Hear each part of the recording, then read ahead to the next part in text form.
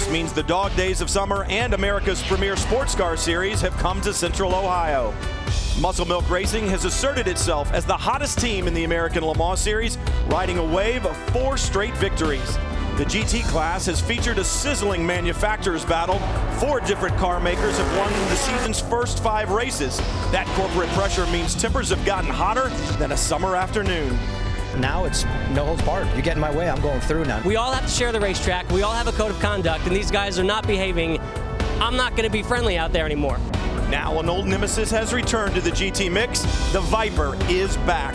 Winner of 16 series races in 2 seasons of competition and 3 GT titles at the 24 Hours of Le Mans. How will the new snake stack up against the best in GT racing? Who will withstand the intense pressure and the heat? We'll find out next when the best sports car racers in the world attack the Mid-Ohio Sports Car Course. The American Le Mans Series.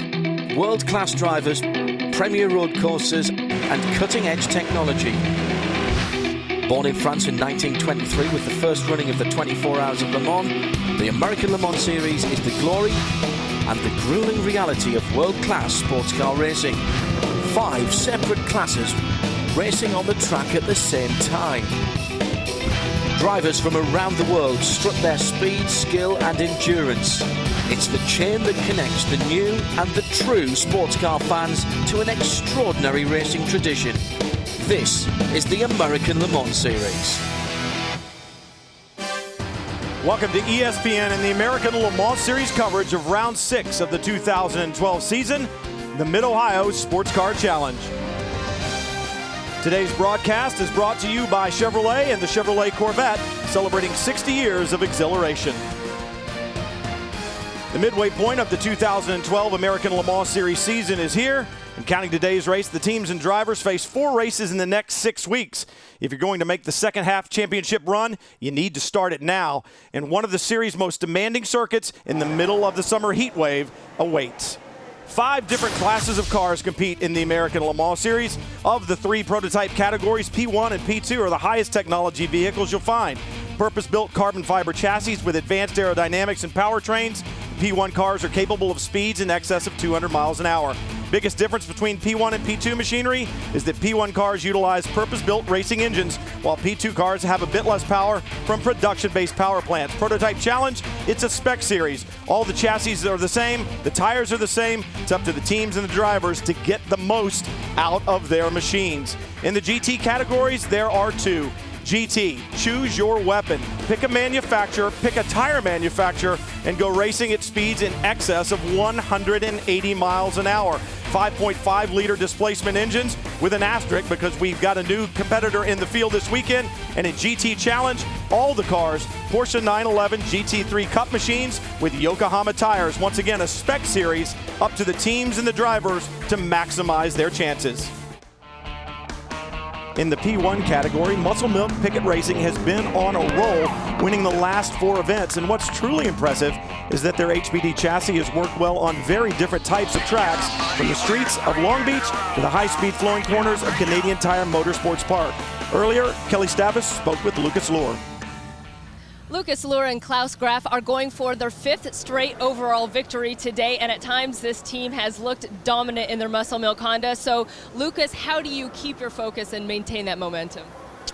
Well, it's as you said, it's difficult. It looks quite easy, you know, when you have quite a time advantage. But then in the race, it's a different story. We know that, you know, our competitors, it's going to be hot today, so they like the heat on their compound. So I don't say we struggle, but we have a little tougher here than elsewhere with the asphalt. So.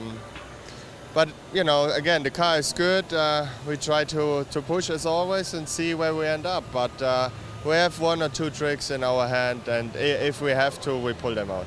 Well, Lucas will go for that 5th straight from the pole position. Hello, everyone. I'm Brian Till along with Justin Bell, and I want to talk prototypes right now. Justin, P1 and P2. When you think about the championships, it's really come down to two different teams chasing in both of those divisions. In the Prototype 1 category, it's Dyson Racing trying to chase down Muscle Milk, and in P2, Conquest Racing trying to chase down Level 5. If you're leading the championship, I guess you just keep doing what you're doing. It seems to work. But if you're the pursuer, how do you approach the second half of the season? Well, you definitely spend the week between races analyzing why you lost. But let's talk P2. I really think Conquest are obviously doing something right. They won the last round. So, in fact, the roles are reversed coming into Mid-Ohio. But in P1, I mean, Muscle Milk have been on a pretty strong run here, 4 races in a row. So if I was Dyson, I keep the pressure up every corner of every lap of every pit stop. It's the only way you're going to expose a Muscle Milk weakness. In the GT class, there have been 4 different winners in the first 4 races, and the competition on track and off has been intense. In fact, only the number 4 Corvette has seen victory lane twice. But what we haven't seen is the dominant performance that we saw from BMW last year. Earlier, Jamie Howe spoke with BMW driver Jörg Müller. Last year we saw BMW dominate in GT, winning the team, the drivers, and the manufacturers championship. But now halfway through the 2012 season, between the 2 cars, they only have 1 win. But mid-season form, Jörg Müller, you're now sitting on the pole position. The car seems to have found some speed. What do you have for the rest of the competition? Well, I mean, it's for sure we're on pole position, but it's less than a tenth to a second car, so the competition is very, very close together, and I think we're going to see a very, very tight race. It's also due to consistency, you know, how long your tires are lasting, how consistent you will be during the race, so it's going to be tough. I mean, it's going to be very nice for the spectators, and everyone will see a nice race, I think. It'll certainly be a good show. To the delight of many GT fans, the Viper makes its return to American Le Mans Series competition this weekend. They're former class winners and class champions. For more on their return, here's Kelly Stavist. And Dominic Farnbacher is one of those SRT drivers. He last won here at Mid-Ohio in 2008. That was in a Ferrari. A brand new program here with Viper. What does the team hope to accomplish today? Today our first priority is to finish the race, and maybe we have a chance maybe for a good position, and just try to get more miles on the race car and continue our development program. Thanks, Dominic. Best of luck. Welcome Johnny O'Connell to the broadcast. And Johnny, let's talk about GT. All season long, diversity has been the word in GT. It's going to get even more diverse this weekend as Viper joins the fray. But what we haven't seen is BMW dominate like many people expected that they would. What do they need to do to get back on top and get back in the championship hunt? You know what, Brian, they need to go back to doing what they did at Sebring, which was be perfect. You know, right now in the GT category, everybody is so good, and those teams that are winning, that are delivering, are doing so in a perfect fashion, no mistakes. This is BMW's home track. They've delivered so far, getting the pole position today, but bringing it home, it's going to be a challenge. We'll talk about a challenge. This racetrack, one of the most challenging that the drivers in any of the classes will face all year long. 2.25 miles, 13 turns. It is physically and mentally demanding. So who better to take us around on our Porsche track description than a driver who calls this track home? Hi, I'm Brian Sellers with Team Falcon Tire. Mid-Ohio is my home track and the most technical track on the American Le Mans Series schedule. Come with me and let me give you a tour of what makes this place special. This is turn 2 at Mid-Ohio, also known as the famous keyhole. As you can see, we have a high-speed approach on the way here, and it's a big passing zone. This is where all the action happens. Not only is it important to be good on the way into the keyhole, it's also important to be good on the way out because it leads on to another long straightaway where you want to pass, not be passed. Exiting the keyhole, we come down the longest straightaway on the track into turn 4, the heaviest and hardest braking on the track. Beyond turn 4, we have turn 5, which is the most dramatic corner. If you look, you can see a steep, huge incline. Remember, what goes up must come down. On the way down turn 5, we go into a downhill approach into turn 6. Coming out of the S's, we have a high-speed approach to turn 9. Not only is it high speed, it's also blind. We climb a small hill up to the apex, your stomach gets a little bit of butterflies and a little bit of wheel spin over the top. When we exit that, we have a short straightaway on the approach to turn 10. 12 and 13 are the last 2 corners on the track, but just because we're in the last section doesn't mean we can give up. It's a hard entry on the way in here. You can see it's slightly downhill, which means we don't want to overshoot our brake zone. If we do, we have a chance to end up wide and allow somebody to pass us before we head towards start-finish. And now, the 2 gentlemen who will bring you the race call, race number 6 of the 2012 season, John Hindhaugh and Jeremy Shaw. Well, thank you, Brian. And you know, Jeremy, that circuit that we've seen Brian Sellers talking us around provides its own challenges. But it's not just the racetrack here, but in effect what's on it that also means we've got to have a little closer look than we normally do. Well, that's right. The grip here at Mid-Ohio is always a challenge for the drivers, different surfaces around the racetrack. But you know, as the race goes along, the rubber from the tyres gets laid down on the racetrack. In the American Le Mans Series, it's an open tyre formula. So we've got 4 different tyre manufacturers whose rubber is going to be laid down as the race progresses. That's all well and good, but just a few minutes ago, IndyCar final qualifying took place. That, of course, is a completely different sort of car, and also it's a one tyre manufacturer formula. So all that rubber has been laid down on the racetrack just before these guys go out for the start of the race. And believe it or not, that rubber on the racetrack, how it's laid down, really does affect the balance of the race car. So for the drivers who are starting this race this afternoon, it's going to be a real challenge. An extra challenge then for those starting drivers. But the good news for us as spectators is they all have to deal with it, which will ensure the close racing that we're used to in the American Le Mans Series. Close racing as we had in P2 just a couple of weeks ago at Canadian Tire Motorsport Park. David Hennemeyer Hansen and Scott Tucker at it at Canadian Tire Motorsport Park just a couple of weeks ago. This is what we love about the American Le Mans Series. Close racing, and we're getting into the end of the season when it all counts, and Jamie Howe is down with the 37 crew. Yes, despite it being only the 6th race in sports car racing for Conquest Endurance, Martin Plowman, you guys have come on strong. You won the last round. How do you keep that momentum going? Really, just keep doing what we're doing right now. I mean, this year has been a very steep learning curve, and in motorsport, the whole team came together and did their job. You know, we're finally start making those mistakes that we've been making. This weekend, we're really going to push hard to try and get a repeat. Martin Plowman and David Heinemeier Hansen, his co-driver, will start on the grid second today in P2, but there's also a prototype challenge out there. Kelly? And Jamie, it was Marino Franchitti who set the pole in his second time ever in a prototype challenge car, and he's racing with Rudy Junco for the first time ever. You guys seem to be off to such a great start. What makes this team gel so well? I think the PR1 Matheson guys are great to start with, and Rudy and I have just had a great chemistry straight away working with the engineer John. It's gone very well as it showed on the track, but it was really close in qualifying, and I expect it to be the same here in the races. It's going to be a dogfight. PC, so many strong drivers, and at the end, you know, going against guys like Junqueira, DL, Colin Braun, all these guys, it's going to be tough. So looking forward to the fight. Best of luck. And he's chancing his arm again, not getting in the car at the start of the race.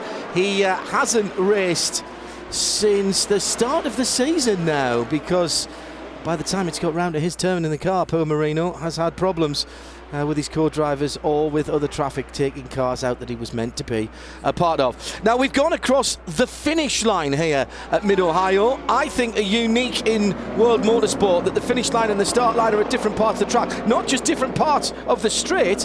The clock has started to run on the 2 hours and 45 minutes, and we are effectively now on our first racing lap. Why is there no overtaking? Because if you haven't seen racing here before, the start, the rolling start, is on the long straight down to what we're calling turn number 4, Jeremy, and it gives a much longer run and gives the guys a chance to form up as they are now at the head of the grid. That's exactly right. It's such a short run from the start-finish line, or the finish line, as you say, to turn 1, that it really is a recipe for disaster. Also a very fast corner is turn 1, that left-hander they went round a couple of corners ago, but now they've got a clear run down the main straight and a much faster turn into turn 4. And we talked with Paul Walter this morning about the start, no shenanigans, as we saw at Canadian Tire Motorsport Park. Green, green, green. Dennis Paula starter waves the flag. It's under his control. And we have got a start here on the left-hand side of the picture. Lucas Lowe in the Muscle Milk prototype just gets down. Held my breath there for a moment. I wasn't sure that Smithy was going to give way, but Guy Smith, and it is Guy Smith who is starting the Dyson Mazda, gets through, and look at that. Is there a better sight in motorsport? The whole field flood through, and the first, well, halfway around the first lap, we are racing in round 6 of the American Le Mans Series presented by Patron. That was a beautiful, clean start down there, but both of those two front row guys, they were jockeying position there. You could see them on and off the throttle, each of them, one with nose ahead of the other one, but they were side by side when it got down to turn to that first corner, and it was the Muscle Milk car that had the inside line. A good late braking there by Lucas Lew enables him to maintain that advantage of the pole position. Yorkshireman Guy Smith in full chase mode straight away. He's dropped about 10 cars lengths in that first half lap, but tactics may well play a part here. Yeah, plus we've seen... there's a problem there for number 34 car, which is... that was the pole sitter in GTC. Peter Lasafra starting that car after Damien Faulkner had started. There was also some debris in the middle of Thunder Valley there. There was. It looked like a bit of the end of a wing, I think, perhaps on one of the prototype cars. Not quite sure, but we'll have to wait and see what happens from that. But, you know, we've seen in the past few races that this car, the Lola Mazda, the coupe car that we're watching right now, that takes a few more laps to really get its Dunlop tyres up to optimal working temperature. And that's what they need to be. They have to build temperature into those tyres and pressures to make those cars, the tyres really work to perfection. And it's taken that car just a little bit longer to get up to that peak as compared to the Spider that's out in front at the moment. Now on board with the 91 Viper, which started at the back because it didn't qualify. Look for the green car ahead, and he's got a little bit of help, has he? From the 66 TRG Porsche, started by Al Carter. He's now leading. And there is... no, is that the 52? Was that the 52 car again? I think it was. They got turned around. I think it was. Rudy Hunko talking about bad luck for Marino's co-drivers. No, he's still in second. It must have been further down the field, but it was close to the front of the PC field. No, it might have been, because what we were showing us lap 1 there, but that was the lap as they came around over the start-finish line. So I think it was that car number 52. Incredible. Yes, that's a good point. Of course, we're half a lap down on what we should have been. been. A lap and a half. Yes, quite correct. But there is the number 52 car. So is it missing anything? I think it may have been the 25. The guys in the truck have got eyes all over the place that have helped us out with that one, and it looked to me as though it was Henri Richard, or it looked to them rather that it was Henri Richard, and I'm going to take that because he's dropped out of position on the timing and scoring. Good pickup from the talent in the truck as we watch this LMPC battle, which has been awesome. Tommy Treacy in the red prototype challenge car leading that quintuple battle for the first 5 places. Tommy Treacy finding a bit of form. Didn't have the balance in the car early on in the week and being pushed hard by Kyle Marcelli. Yeah, and Tommy Treacy had a couple of wins last year actually with Kyle Marcelli sharing the car, but this year they've switched teams, or at least Tommy Treacy has switched. He's now driving for RSR Racing, Paul Genelosi's team, and he had their first win last time out. You can see the contact there between one of the ESM cars, ESM Ferraris, and the number 25 PC car. Was it the Ferrari, or was it the wasn't the Vet? The 02 Ferrari is the car that was closest to it. Cosmo. And we heard that guy say he's taking no prisoners. No more Mr. Nice Guy. No more Cosmo. Mr. Nice Guy. But here's this battle now up into the keyhole, and there is Kyle Marcelli on the outside in the yellow car. Tommy Treacy on the red car on the inside, and again, great battling here. Like I was just saying, these two were teammates. They shared a car last year, and Tommy Treacy won a couple of races. This year he switched over to RSR, and he now driving with Bruno Junqueira. And 2 weeks ago at Canadian Tire Motorsport Park, that team, RSR Racing, came away with its first victory. And Tommy now driving a superb opening stint to keep Kyle Marcelli behind him. And a change in position in 4th there as Kovacic came through into 4th place ahead of Rudy Hunko. Back to GTC now. This is the TRG car that was in close company with Peter Lasafra when he went around on that opening half lap. The 66 Racers Group car is not getting away from the field. There it is. The green and black car behind is not Peter Lasafra. There are 2 of the Green Hornet cars in the battle this afternoon.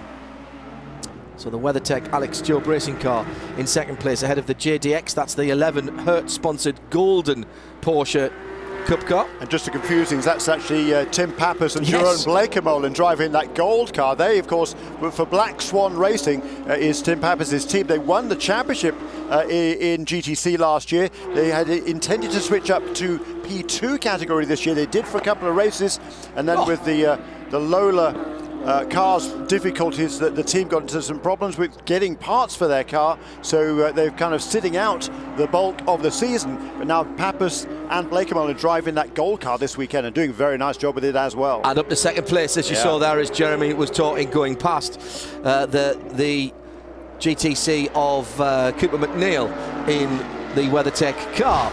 Now let's check in with the third of the classes this afternoon. This is Jörg Muller in the BMW number 55, the Rahal Letterman Lanigan Crown Plaza machine, and he is leading.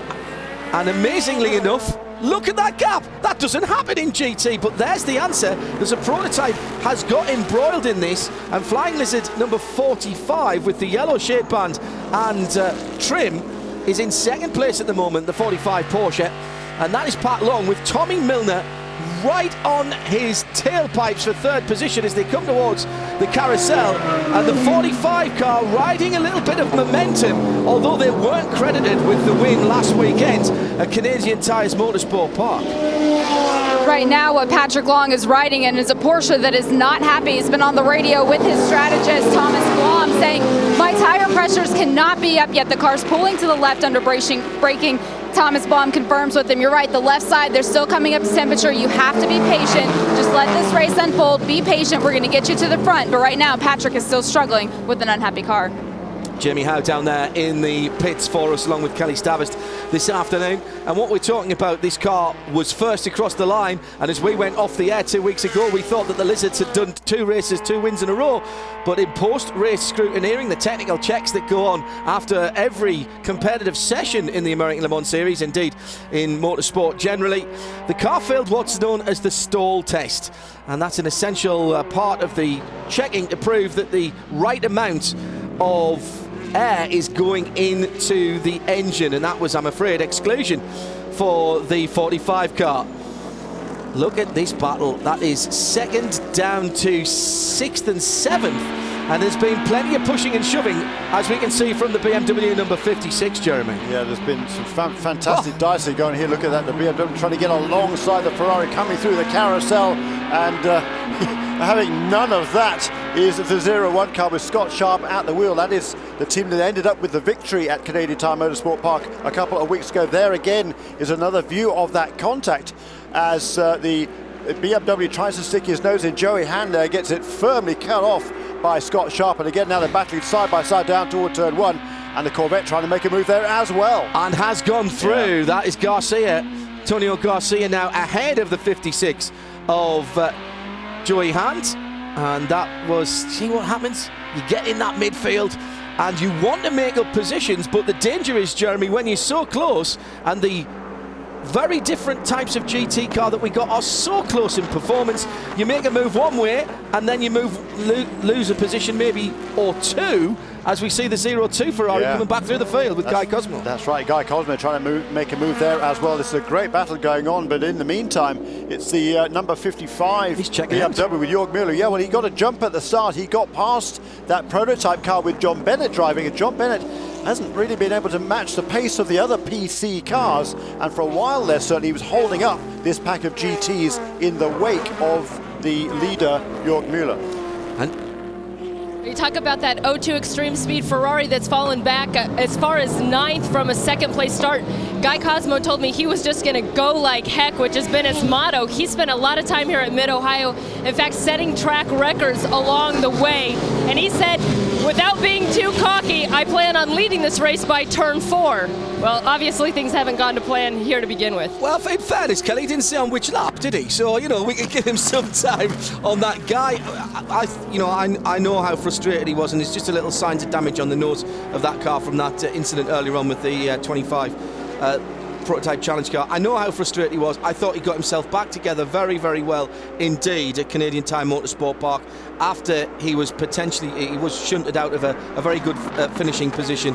I like his aggression, I like the soundbite, but you know what you get when you put Guy Cosmo in the seat of a racing car is 100% of talent, 100% of thinking driver as well. And passion too is something that Guy Cosmo doesn't lack, and you know, he's a forceful driver. And let's not forget, he set fastest lap in GT here 1 year ago, also in this same team for the Ferrari, so he can get himself around here. The Ferrari is fast here. This is going to be a fantastic battle. I believe that's going to go all the way to the end of this race. And watch the relative strengths and weaknesses, strengths actually, in the GT field here at the American Le Mans Series. The Ferrari is very well balanced. It's got possibly a little bit more power and delivers its power slightly differently than the other car. It's a mid-engine design, of course, so that helps with tyre wear. You've got the Corvette and the Porsche. Corvette, big V8 engine in the front.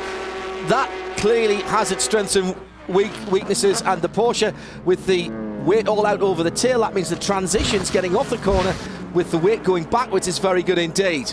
Now let's head up to the 4th of 5 classes racing together in the American Le Mans Series with David Hennemeyer Hansen coming off a fantastic performance by the Conquest Endurance team at the last race in the American Le Mans Series just 2 weeks ago over the border in Canada, and he has pulled out a handy lead. He's up into 3rd position overall, and he's got just over 5 seconds or thereabouts between himself and this car in 2nd place in class. This is Scott Tucker in the 55, the 055 car, and this is the car that Scott is scoring points in this week. It's often been the 95 car, it's the 055 car this weekend, so a slight change for those of you who follow the American Le Mans Series week to week. The last couple of races, we've really seen Scott Tucker get up to speed and do battle with some of the pro guys in the P2 class, and I sat down and talked with him a little bit about that this weekend, and he said, you know, after Laguna, I really came into my own, and I had reached a point where I wasn't getting any better, and he really worked on that during the Le Mans break and at the 24 hours of Le Mans. He says now, at this point in this season, compared to where he was 1 year ago, he is half a second faster just in his own driving than where he was. So he really has been working on improving, and we have seen that on the racetrack.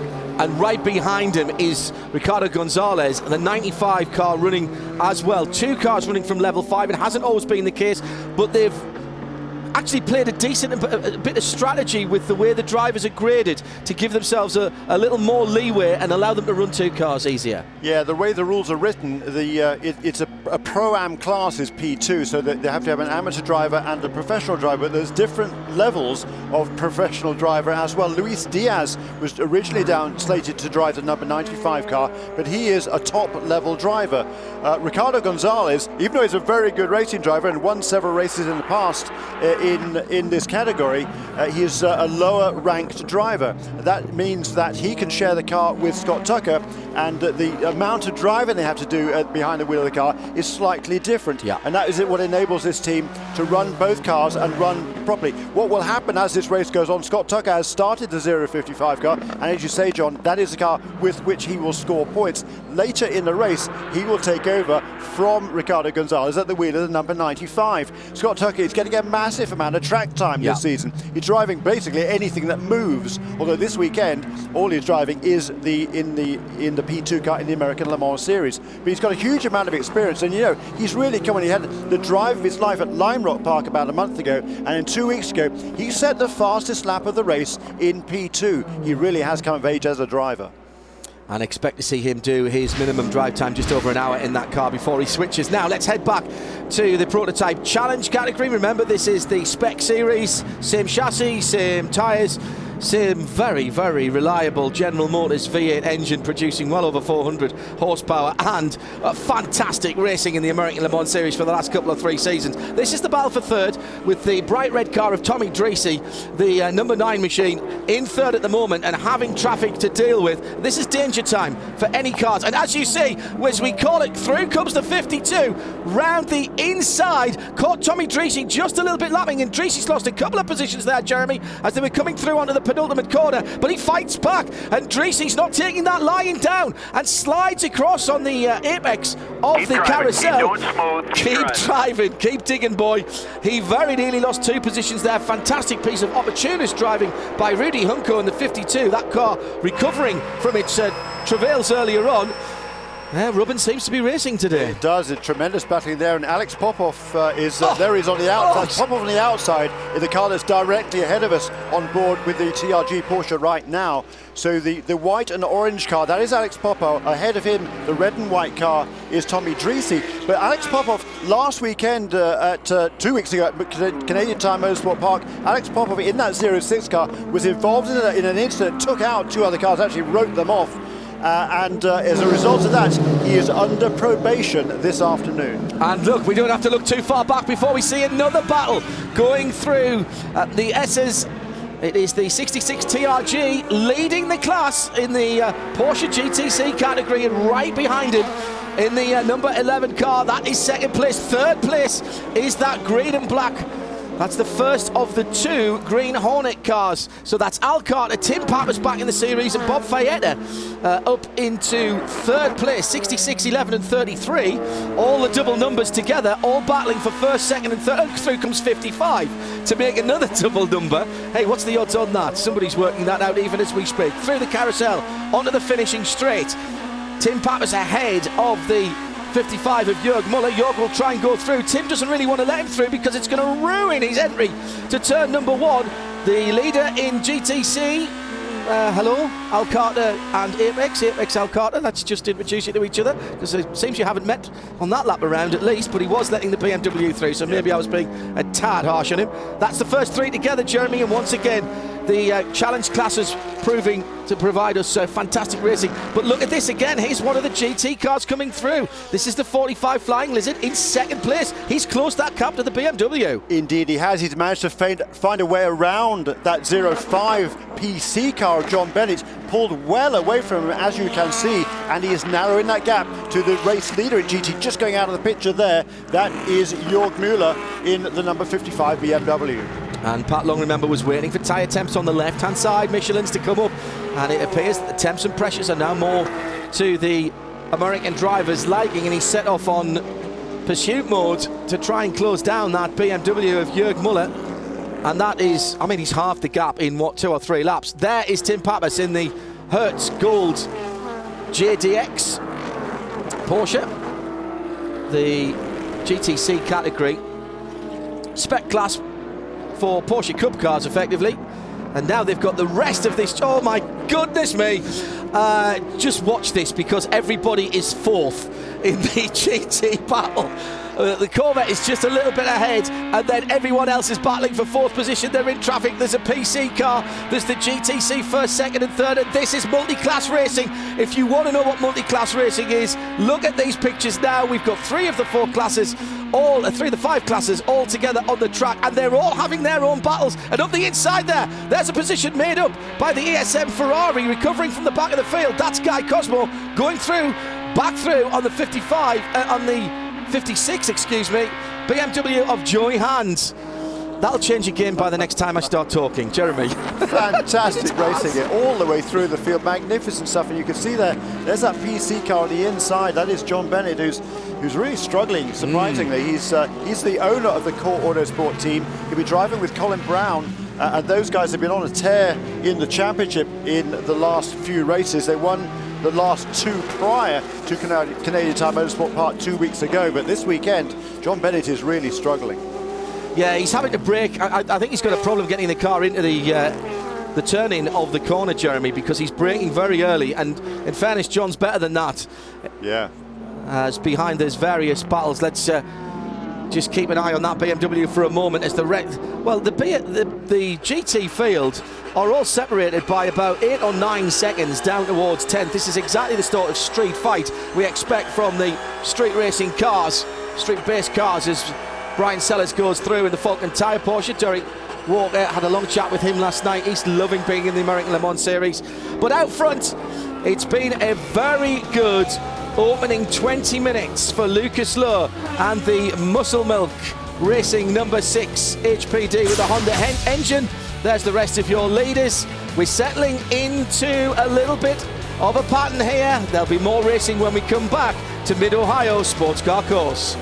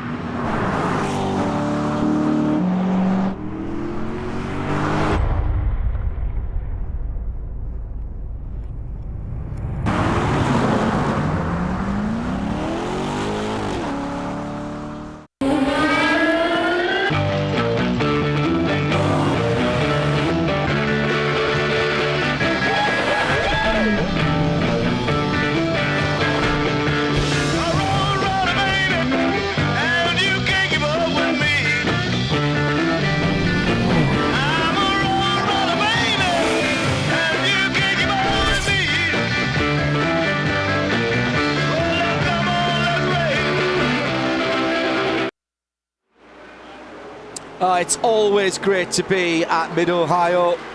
Lexington, well, just a little bit away from it as we're watching battles down the GT field. As through comes the second place prototype, the Mazda-powered Lola of Dyson Racing Inc.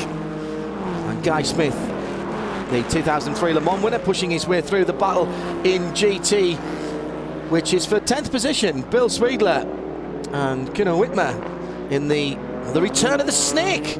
And as someone who drove a GTS Viper some years ago, Paul Ricard, I'm telling you, I'm very happy to see that American muscle car back in the series. And Jeremy, both of them has a little problem for the 91 car. They had to change some of the drivetrain, so they didn't qualify, started from the back, but they've actually overhauled the other car. And I'm very impressed with these guys. This has been explained to us as an extended test session, and I've got to say, it's much better than that already. Well, it is, you know. You're right, there was some sort of engine gremlins on the first day, and some electronic problems with that car. But yeah, it is running very well. And I tell you what, Tommy Kendall, hats off to him as well. I mean, he hasn't really driven anything for 8 years or so, and to be come back and running this well in the early stages is impressive. And he's trying to go for 10th position there, that 91 car. Yeah, that is a battle for position. Yeah, and those are the new cars in the series this year. I mean, how different can you get? Talk about variety.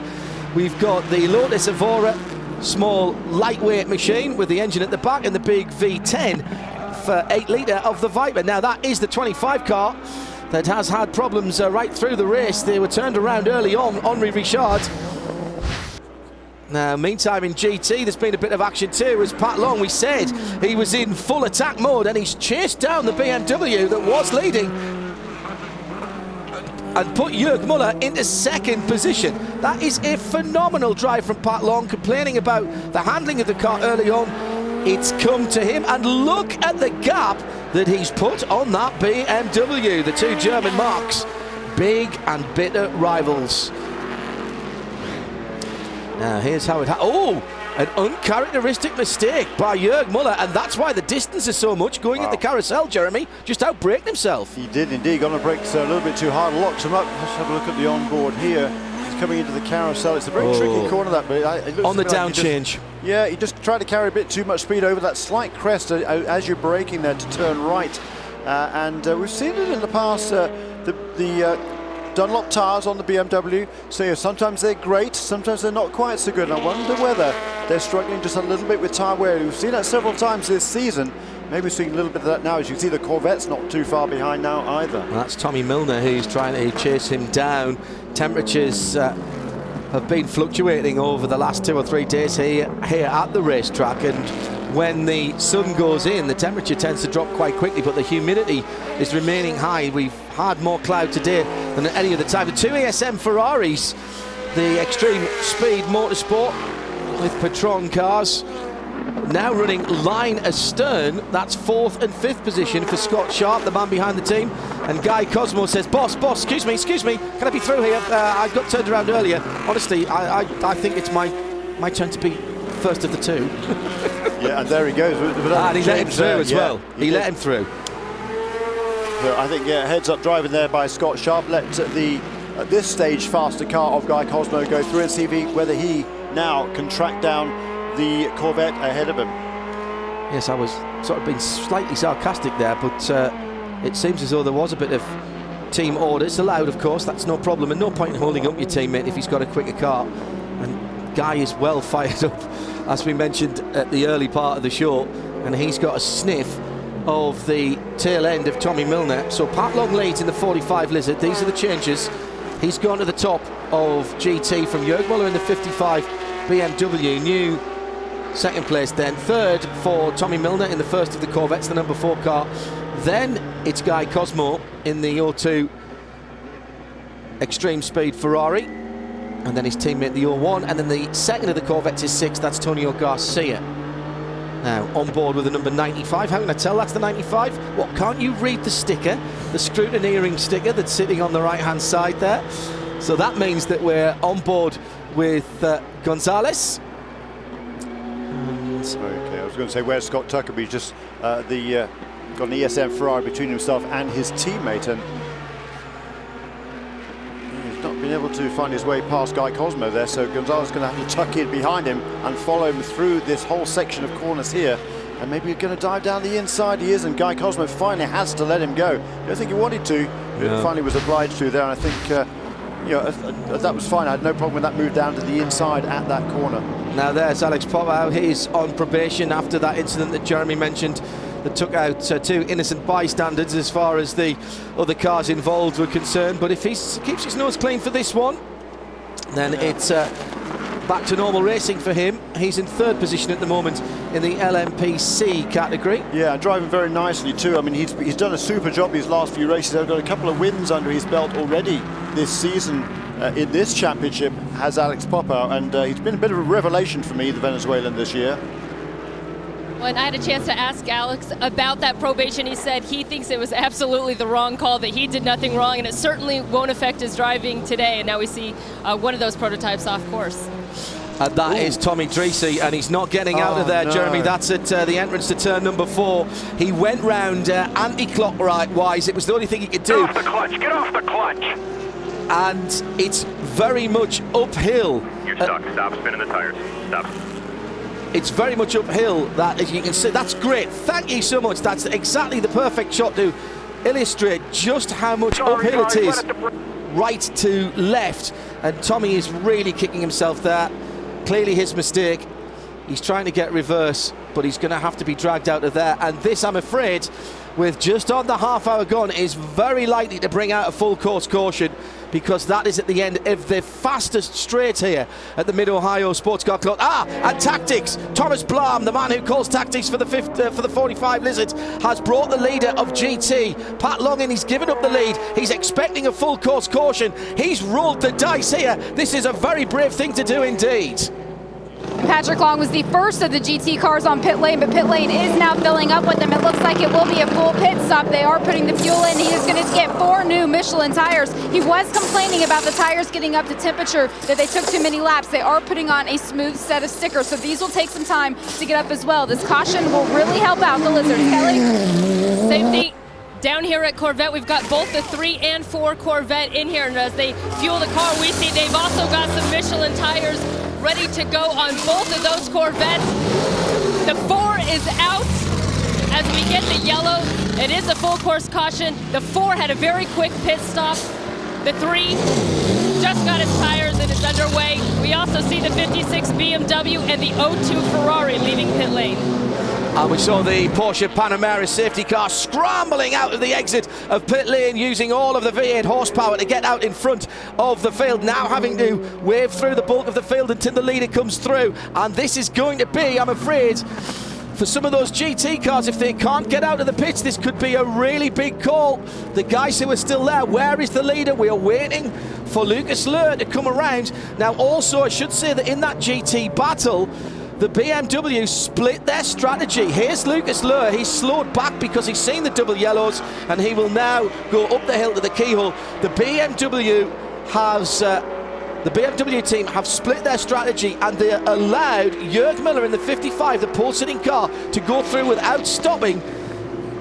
So through goes the leader now, and he will catch up to the back of the Porsche Panamera. The advantage when you've got 2 cars, particularly 2 front-running cars, Jeremy, is you can roll the dice and send 1 car into the pit lane when you expect that full course caution. Leave the other guy out as a banker, if just in case it doesn't happen. That's exactly right. You know, when the caution comes out, the pits are closed until the whole field is piled up behind the pace car. But until the safety car is called out onto the racetrack, then the pits are open. So these guys now, the people that have made a pit stop, once the pits are opened and the other contenders come into the pits, they will naturally rejoin behind the drivers. The teams and cars have already made a pit stop. Just over half an hour in, and we've got our first full course caution here in round 6. Look in the background, Tommy Dreesy is just not making that corner, and he looked like he had everything locked up, but the rear wheel's still spinning. Now I wonder if that's something sticking. Now he's got his foot hard on the gas. He's trying to get out. Turn right, Tommy, turn right. The hill will help you. No, he's turned left, and we know what's going to happen.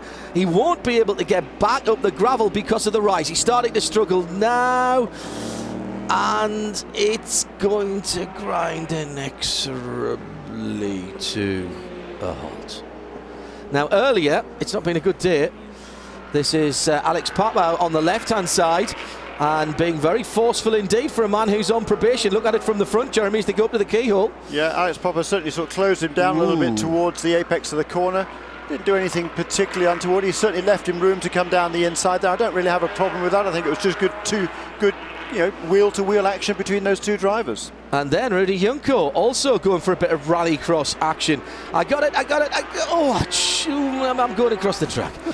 He's going to claim that was superb car control after that. I think it was pure dumb luck at that point. Boy, look at all the gravel coming out of Tommy Dreese's car as he gets out on the racetrack and just deposited all over the racetrack. So the RSR guys aren't going to be very happy with Tommy. He's been under pressure, a little bit of pressure lately because the team has had a couple of mistakes, and Tommy hasn't been as quick as he would have liked to be in that car. And when he's handed it over to Bruno Junqueira, the team leader in terms of the driving talent here, now often the car hasn't been particularly well placed. Last time out, however, 2 weeks ago they were, and Bruno went ahead and won the race, but this time around that's going to cost him a lot of ground. Now we saw the safety vehicle out there he brakes just before the apex, but then he's carried it through. He's tried. I kind of feel from there he's tried to do his best. Well, there's not much he can do really. The car's full of gravel, and there's not many places around. It's a constantly undulating race course here from left to right as well, so it's awfully difficult to find anywhere that you can brake hard, let all the gravel escape. That's okay there. He's trying to get now. Yeah, trying to get rid of it. So that will have cost him a couple of laps, so I fancy. Yes, it has. Lucas Lowe's lead, of course, has been whittled away. He's the first man behind the Porsche Panamera safety car, and he sits in the lead. Scott Tucker, I fancy, is the first man off the lead lap. Yes, he is. And second in the queue. There is the yellow, double yellows, and the yellow and red. Now that means slippery surface or debris on the track. Often it would mean fluid, but in this case, it's all of that gravel that you're seeing, and those are the hardest working guys and ladies around any racetrack in the world. I'm sure many drivers will, well, not all of them are hard working, yes, some of them taking a well-armed race. I'm sure drivers will often say that there are some people at a racetrack officially that you could do without, but not these guys, as Justin found out. For a lot of drivers, the unsung heroes at any race meeting are the marshals, and they're out there as volunteers on every single corner.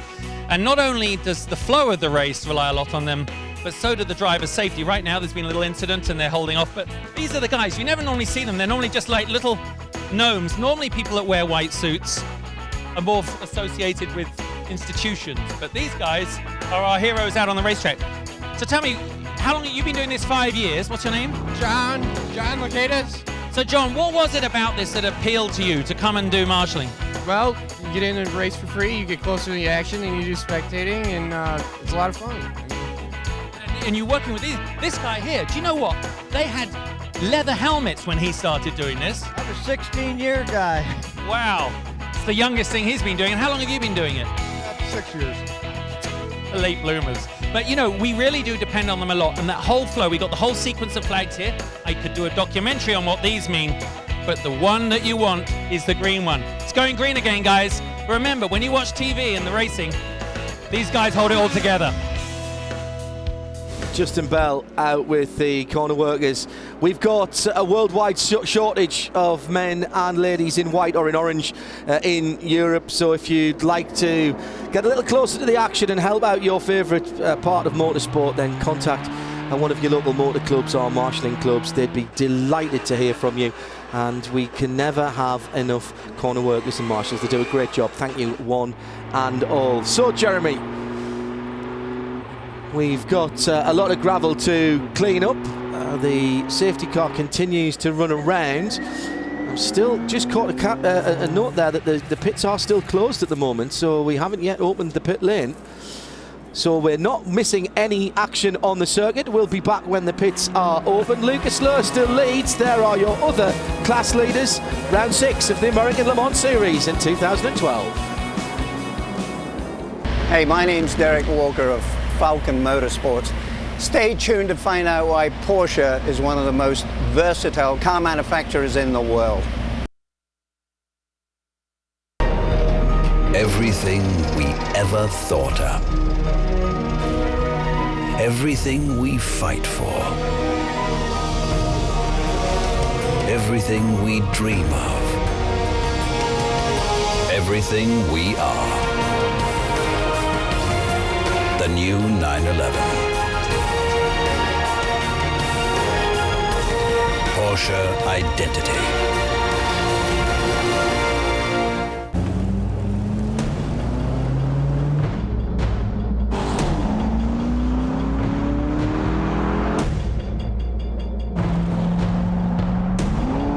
It's not just what we gave the new Corvette 427 that makes it special.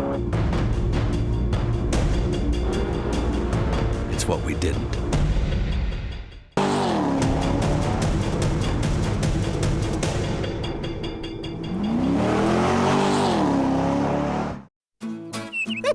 First day of spring. Oh, my battery is perfect. Yep, we've been on a battery tender for 6 years. Well, I wish I could say the same. What do you mean? Old man forgot to plug me in. Yeah, before I was on a battery tender, I flatlined. Ouch. Well, at least this couldn't get any worse. Don't let your batteries become a statistic. Connect a Deltran battery tender. Available at these fine retailers. If it's not a Deltran battery tender, it's just a pretender.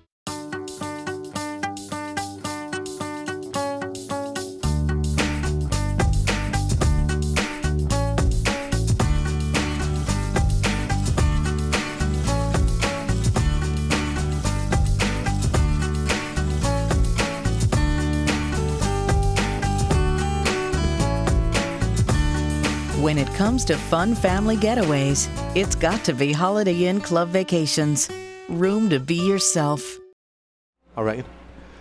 Welcome back to the American Le Mans Series, the 6th round, the Mid-Ohio Sports Car Challenge, here at the Mid-Ohio Sports Car Course in Lexington, Ohio. The leaders and the leading prototype runners are in the pit lane or have pitted as the intrepid ALMS safety crew with GMC trucks are working hard to get rid of the gravel online. Interestingly, Jeremy, we'll have to see when they come round. Lucas Luhr in and out of the pits, I think, very quickly. I reckon the top 10 have all been in to the pit lane. And watching Scott Tucker coming out in second place of the P2. David Hennemeyer Hansen has stayed aboard the 37 Conquest Endurance racing car, the tangerine and grey machine. Yeah, and the reason for that primarily because Scott Tucker, he's driving that 055 car. That is the car with which he will score points. He has to drive a minimum of 1 hour behind the wheel of the 055 car before he hops out of that one and into the 95. So we're only, 40 odd minutes into this race, so they've got another 20 minutes to go before they will have driven enough to be able to score points. Yeah, and what it does do, it means that gives them probably about another 45 minutes in the car on that tank of fuel, that stint. As the drivers, you'll hear the drivers saying, we'll do a stint or 2 stints. That's basically a tank of fuel, and for a prototype around here, that's somewhere between 45-50 minutes. Probably a little more for the GT cars, probably closer to an hour because of their fuel usage and the sizes of the fuel tank. We've also had, of course, then a shuffling of the field, which means that behind the Porsche Panamera safety car is now the Flying Lizard number 45 of Pat Long. They were in and out very quickly, and Jeremy, as you rightly said, they rolled the dice, they took the chance, they came in before that yellow flag full course caution was called, and they've cycled back to the front of their group and indeed to the front of the field. So there will be no more resetting of the field because that is a class leader. That is a class leader. When we go back to green flag conditions under the American Le Mans Series rules, whichever the first place of the class leaders that is behind the safety car, that will be the car that is at the front of the entire field when we go back to green. So as you say, that will be Patrick Long. He's not the overall race leader, but he is the GT class leader. there's some interesting strategies being played out from here. Talking about the pit stops from here to the end of the race, we've got just over 2 hours to go till the end of the race. The GT cars now should be able to make it to the end from here with just one more pit stop. It's about an hour from now. It's a bit squeaky, isn't it, though? No, they'll be fine, because the caution is going to go on for another 5 or 10 minutes now, so that'll give them a little bit of a margin. It will, however, depend upon whether and when there are any more full course cautions before the end of the race. The prototype cars, however, unless there's a very long additional caution period, will most likely have to make 2 pit stops before the end of the race. And I fancy that is, I think they're going to have to make 2 stops before the end of the race. Lucas Luhr there steered in the leading car, as you can see, the red, white and blue Muscle Milk number 6, the Honda engine in the HPD chassis. And that car having reverted back to its more normal livery after what I thought was a very fetching stars and stripes on the stability fin on the back cowling of that car for the Lime Rock Park race, which was around the 4th of July. Stracker Racing have run with the Union flag on there as well at Le Mans, and actually I think it's the best thing you can do with that fin, put national flag on it. Not my favourite part of a car. Yes, appendage, very good, Jeremy. Guy Smith has sort of gained some time there because well, he has, because he's come out, is that him directly behind yes, him? it is. Yeah. But, it's interestingly, we saw in the first few laps of the race that the Muscle Milk car pulled out 2 or 3 seconds, or 4 or 5 seconds actually, but then the gap kind of stabilised, and Guy Smith was able to turn some pretty good laps. I think his best lap time is only a few tenths down on the best lap set by the Muscle Milk Spider. So the 2 cars, once they get their tyres up to temperature, they're fairly closely matched. The Dyson Racing guys with this Lola Mazda, we're looking at Guy Smith right now, they've been struggling the last few events to get heat into tyres, to get the car really working to its ultimate, but they've certainly made big strides, particularly towards the end of the race at Canadian Tire Motorsport Park a couple of weeks ago, and toward the end of qualifying yesterday. They came into this race this afternoon a lot more confident than they had been just 2 weeks ago. Now you can see Lucas just looking down into the cockpit. Guy Smith knows that his best chance of stealing the lead away from Lucas Luhr is as quickly as he can after they go green when they're in traffic, and so he will have everything on that engine turned up to the max. And when we next get a shot of the steering wheel, you'll be able to see that there are various, there we are, perfect, just that gold button, that's a turning, a thumb switch if you like. There are 4 of those on that steering wheel. It's only the Dyson Mazda that has that. That is, I think, the only one that they've got as well. As you can see, Guy there, just almost as if he was listening to us. He's just thumbing down with his left hand, and that controls boost pressure, mixture, brake bias, all kinds of things that would normally be on switches on the steering wheel. But with the amount of G's that's being played, you can do that much easier without taking your hand off the wheel. Haven't seen anybody else go to that yet. As I say, I think that is one of one that you're looking at. And Guy there staring out from the Union flag helmet, and it says "Hi Chris," I think. "Hi Chris, love Daddy," I think it says on the side of his helmet. I hope Guy knows he's got that on. Now that last set of pit stops was not perfect for everyone. Tony Burgess in the number 7 and the 55 BMW have both been captured for speeding along pit lane, and that means that they will have to drive into the pits, into the penalty box, stop and then rejoin under green flag conditions. Can't do that penalty right now whilst we're still on full course caution. There will be no wave bias, as we mentioned before, so we are just waiting to go back to green flag. That is the leader in PC, Alex Popov. We saw him earlier in the race. He was running, well, I think 3rd in the class then, but to be honest, our scoring I don't have I know there's a problem with the ALMS.com, so we're not getting our scoring either, unfortunately, on that. And the other timing screens we have don't show the number of pit stops, but assuming that they've all made pit stops, they managed to cycle away through. And now it's the 06 car for Core Autosport that leads the class in PC, and that is Rudo Junco in the number 52 car for PR1 Mathiasen Motorsports in second place. And that 52 car, we saw a big crash a couple of weeks ago for Ken Dobson at Canadian Tire Motorsport Park. That was the incident actually ironically triggered by the guys in front there, Alex Popov, for which he is now on probation. But that car, the 52 car, was written off in that accident, as was the number 34 Green Hornet GTC Porsche as well. So both of those teams have been absolutely flat out in the 2 weeks since we were up in Canada to build new cars. The PR1 car is actually the car they were running last year. It's the older chassis, but they have done a super job in getting that car back up to speed. Lights are out on the Panamera, the Porsche safety car, and it will be Pat Long who goes back to green with the brace of Corvettes behind him, and then the BMW. The Ferrari is next, green, and the two Green Hornet cars are first and second in GTC as they go through as well. So Peter Lesafra is back up into the mix there after being turned around early on. The 33 leads it, Bob Fayetta, with his team boss Peter Lesafra second. Get a picture of that if you're a Green Hornet fan and you can see a timing and scoring monitor side by side at the head of the GT race, and a little kiss, a little trading of the paint between Pat Long and Tommy Milner, with Antonio Garcia got the best view in the house, but he's under pressure from Joy Hunt. He tries to have a look down the outside, but he can't do it as through comes the race leader. And it looks to me as though Lucas Luhr has got a storming restart. Where is Guy Smith?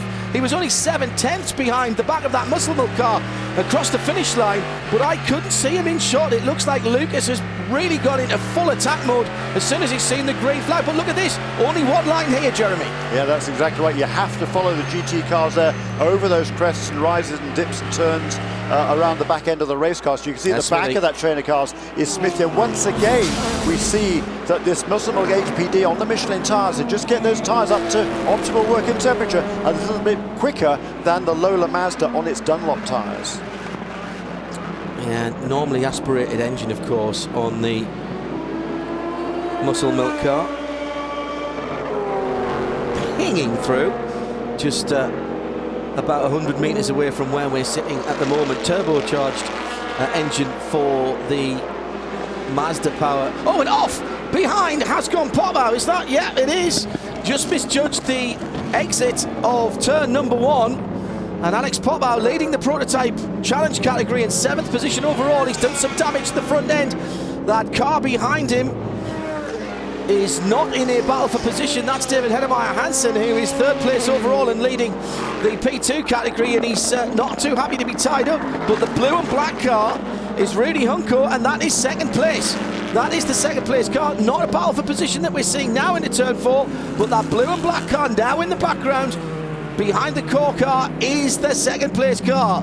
And Alex Popper, well, that's got his attention. If he was slightly dozing after the restart, Jeremy, nothing like a trip across the grass to sharpen the reflexes. And the look at the top 4 in GT, Long, Milner, Garcia and Joey Hunt. 16 wheels of GT action.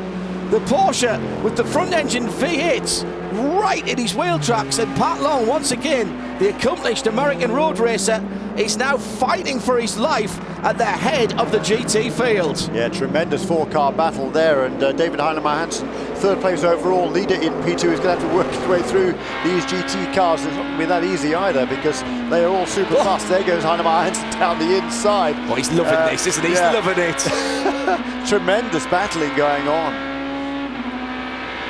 Up the hill into the keyhole, and once again no room there for David Heinemeier Hansen to slide down the inside. He's going to try though now to use the main back straightaway here at Mid-Ohio to get a good run, but running wide on that exit won't help him at all. He's only 6 seconds, you know, behind Guy Smith in 2nd place in the race overall, but he's losing time at the moment to Smithy, and Lucas Luhr has jumped out into a 5.2 seconds lead. That's why we're not watching that. This is the battle of the race goes. 1st, 2nd, 3rd and 4th in GT, and now 2nd and 1st in GT as we look forward from Tommy Milner's car. And at this point, actually looking at the stopwatch is pointless. that is the gap, and the gap is about a Corvette's length, if that. Look at Pat Long taking a slightly later turn in, trying to get the power on a little bit earlier. And look at the grip that the Porsche has coming out of that corner. Rear engine, of course, getting the weight transfer onto the back Michelin tyres. Right. Yeah, the weight of the engine over the drive and wheels there on that Porsche gets a good jump off that corner. And Patrick, he's been driving Porsches for a long, long time, so he knows how to extract the maximum potential out of them, and doing a beautiful job at the head of this GT field. And again, heads up driving there from Pat Long. He sees Heiner Hansen on his inside, the faster P2 car, lets him go and still make sure he gets a good run through that corner. You could see there from the onboard here of the Corvette, the gap between first and second in GT remained just about the same as they came out of turn 2.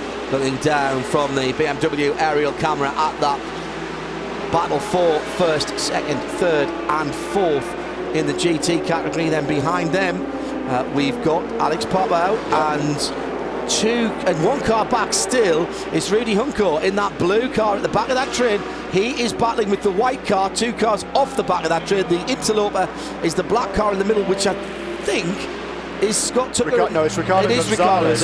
Yeah, the two level 5 motorsports cars exchanged positions there during that round of pit stops, and Ricardo Gonzalez now is ahead of his team owner Scott Tucker, who's about 8 seconds farther back. So there's a great restart also there by Ricardo Gonzalez. He's been able to put some gap between himself and Scott Tucker.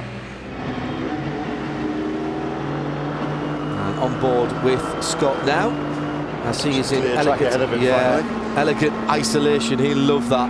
Coming into the carousel, just don't turn in too early, very easy to do that. Use the centre line here of the road, which is the sealer, is a good guide for various turning points around the circuit. Down towards the first corner, let's see if he lifts. Yes, lifts and turns in just after the bridge. Turning in a little early there, I would see for Tucker. You see he doesn't use all the road on the exit as he heads up the hill. He's lost a bit of momentum there. No real need to go all the way to the left there, because you can actually come into the keyhole from the centre of the road, which actually Scott does quite nicely. Gets the car rotating around the right front. Don't be greedy on the exit. Now down the hill to the start line, and you can see the traffic that is around him. As he comes through that traffic, he'll be just behind that group of cars that we can see going through our picture there. The next black car that you'll see in the background is Scott Tucker, and he's actually gaining ground on Rodolfo Gonzalez in second place. David Heiner Hansen is 6 seconds up the road from all of this, so he's making here in the sunshine. But it's still first, second and third in GT, separated by, well, not very much at all, as Gonzalez tries, I'm afraid, a rather low percentage move, and that's cost him time. And here comes Scott Tucker. The headlights in the background is the third place car in P2, coming out onto the finishing straight now. And look how quick the vet is. Gonzalez has to make an early move and be decisive, and he does. But look at the time that has cost Tonio Garcia. He was right up the tailpipes of his teammate, and now he's lost 10 lengths. And that's what happens when you can't commit to turn 1, Jeremy. That's right, and behind that number 95 car with Ricardo Gonzalez at the wheel is the number 20 car. That is Michael Marzal, driving the second of the Dyson Racing Lola Mazdas. A good clean opening stint. He's running in 5th place overall, still on the same lap as the race leaders. So Michael Marzal 3rd place in P1 and 5th place overall in car number 20. Sorry, yes. And that, of course, is the second of the Dyson Racing cars, but that is the older Lola Mazdas, the older chassis, the older bodywork.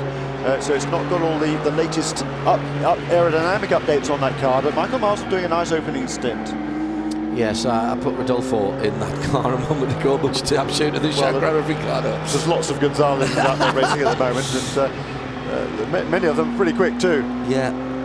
So good to see Ricardo back though. It is. He did a full season and ended up with the championship last year with Core Autosport, part of that championship winning team, and he's been hankering after return to the American Le Mans Series this season, and finally he's got it now through primarily because of the way the driver rating system has worked. He's got himself the right here with level 5 this weekend.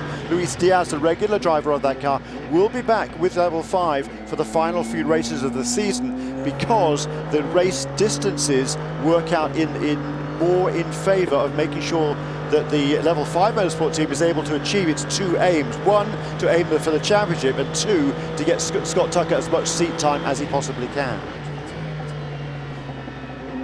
On board with Joey Hand in 4th position in the GT battle. And just look further ahead and you can still see the Corvettes and the Porsche with some traffic in between them. But we've got the best seat in the house as we sit in 4th position in GT. It looks as though Pat Long may just have a little bit of breathing space on Tommy Milner. 45, 4, 3 and 56 are these 4 cars, and there is the battle for 1st and 2nd as we come up through that 4-car train, missing out the prototypes that aren't part of it. And we're just above Tommy Milner's head at the moment, almost what he sees, a little bit higher, maybe 6 inches, 7 inches higher than what Tommy is seeing, and what he is chasing down is the silver and red of the Flying Lizard 45 ahead of him. And Pat Long, of course, is looking in his mirrors and trying to keep this car as far back as possible into the braking area. As up on the inside comes Rudy Hunko. He's in 2nd place in Prototype Challenge. Lucas Lowe has stretched out to 9.5 seconds over Guy Smith in 2nd, 16 from 6 in the P1 battle. In P2, Hennemeyer Hansen has got some 12, 13 seconds now over Gonzalez in 2nd, 37 from 95, and then Scott Tucker, whom we were on board with earlier. The PCs, well, that's pop out from Junkow, and that's 2.5 seconds. 0.6 from 52, also in this train of cars. And then this GT battle. In GTC, we haven't been there for a while. Let's go on board with the 66. And that was leading, but now Al Carter down into 4th position. And Jerome Blakemolen has gone to the head of GTC in that bright gold. JDX Porsche got ahead of Fayetta, and also Peter Lasafra's got ahead of Fayetta as well. So GTC is now 11 JDX Porsche from 34 Green Hornet Porsche from 33 Green Hornet Porsche. Jeremy. And that is interesting because Jerome Blakeman has taken over the wheel, as you say, of that number 11 car. So Tim Pappas there, not the team owner, but he's the boss of Jerome Blakeman. He got out of that car without completing, I believe, the 1 hour minimum time. So if he doesn't get back into that car, he will not be able to score points. But you know, they're not after championship points because they're not in the championship chase this year in GTC. They've already won that championship. They're just trying to get some seat time here. So all they're worried about is trying to win the race for the JDX team. And of course, let's go back to 2 weeks ago at Canadian Tire Motorsport Park. That number 11 car with Chris Cumming and Michael Valiente. They were leading the class, looking to score their first victory in GTC, and it was cruelly taken away inside the last 10 minutes of the race. Some sort of a problem. It turned out to be a spark plug problem on that Porsche that cost them the victory. So now that JDX team is out in front, and with Jerome Blakemolen at the wheel of it, I think he's going to be a hard man to dislodge. Yeah, and Tim Pappas will be back in the American Le Mans Series with Jerome Blakemolen, but not till Petit Le Mans, and it won't be in a GTC car. I'm not saying anything, it's not for me to say. There will be an announcement, possibly as early as the next couple of weeks, but certainly not very far after that. Had a great chat with Tim in the paddock last night, actually when we were on the way to the Team USA scholarship media event, Jeremy, and he was very forthcoming, but I promised not to give any secrets away. But it will be a debut for Pappas and Blakemolen in a new car for them as an adjunct, or as a debut if you like, before they head into a full season of American Le Mans Series for 2013. And just on board here with the number 93 Viper. Goosens. There's Mark Goosens, and he's running the overall. He's 21st overall, and 1, 2, 3, 4, 5, 6, 7, 8th in GT. That's a super effort by those guys. He's still ahead right now, actually, the number 55 car of Jörg Müller that had to make that stop and go as a result of that speeding penalty during that last round of pit stops. Meanwhile, back to P2, we were watching on board with Ricardo Gonzalez a little while ago, the second place car in P2, the number 95 car, and Ricardo Gonzalez just set the fastest lap for his car a couple of laps ago, and it was within a couple of tenths of a second of the fastest lap of the race thus far in P2. It was set by the number 37 car of David Heinemeier Hansen. So on board again now here with Ricardo Gonzalez and running very nicely.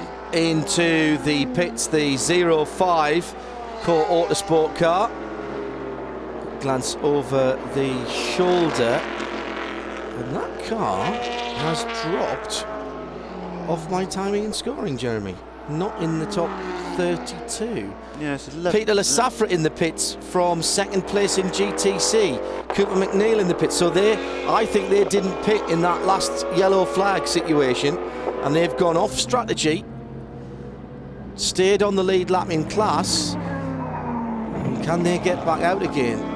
So Peter Lasafra, presumably after an hour, will be turning over the rest of the race to Irishman Damien Faulkner to run to the flag. Indeed, and I fancy the number 22 car, Cooper McNeil, will hand over possibly to Lee Keane as well. Let the professional drivers get out there and run to the finish. But the question now is, has Jerome Blakemolen managed to gain too much of an advantage for these other guys to claw back in the remaining hour and 41 minutes of this race?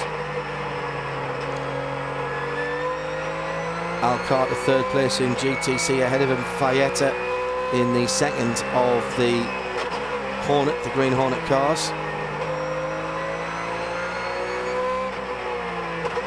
Now back on board, this is the 16 of Guy Smith, and he is in traffic at the moment, heading over to the far side of the circuit.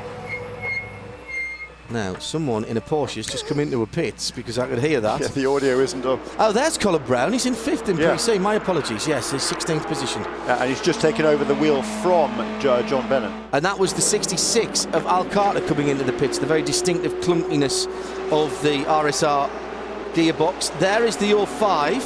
And for a penalty, stop and go penalty then for car number 05. So John Bennett had a very difficult opening stint. Now Colin Brown has taken over. What the penalty was for? Almost certainly speeding in pit lane or a pit lane violation, because that is one of the only things that you can get a stop and go for. Almost everything else, Jeremy, is a stop and hold for some amount of time.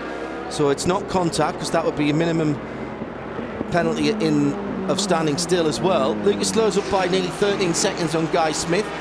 6 from 16. Let's check in with the number 17 of Wolf Hensler in 6th position overall for the Falcon Tyres guys. This was the scene of their first very dramatic victory in the American Le Mans Series, when Wolf Hensler passed 21 cars or whatever it was on the lap before the red flag was thrown out under absolutely torrential rain conditions, but proving it wasn't a flash in the pan, or perhaps I should say a splash in the pan. They repeated their victory on the streets of Baltimore a little later in the season, and we'll be there later on in the year as well, here in the American Le Mans Series, 2 more rounds down the line. Wolf Hensler has been pretty decent around here this weekend. These 2012 Porsches have not been the easiest thing to set up and get a balance on, and the RSR in this form with this body shape will be at least another season in competition.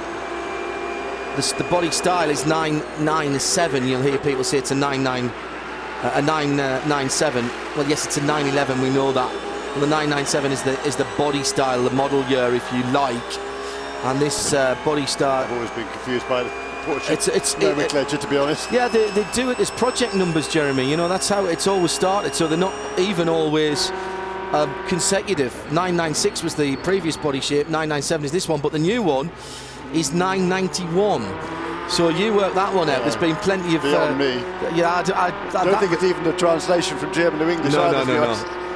But the 991 is already available as a street car, but won't be available as a race car till 13 at the earliest.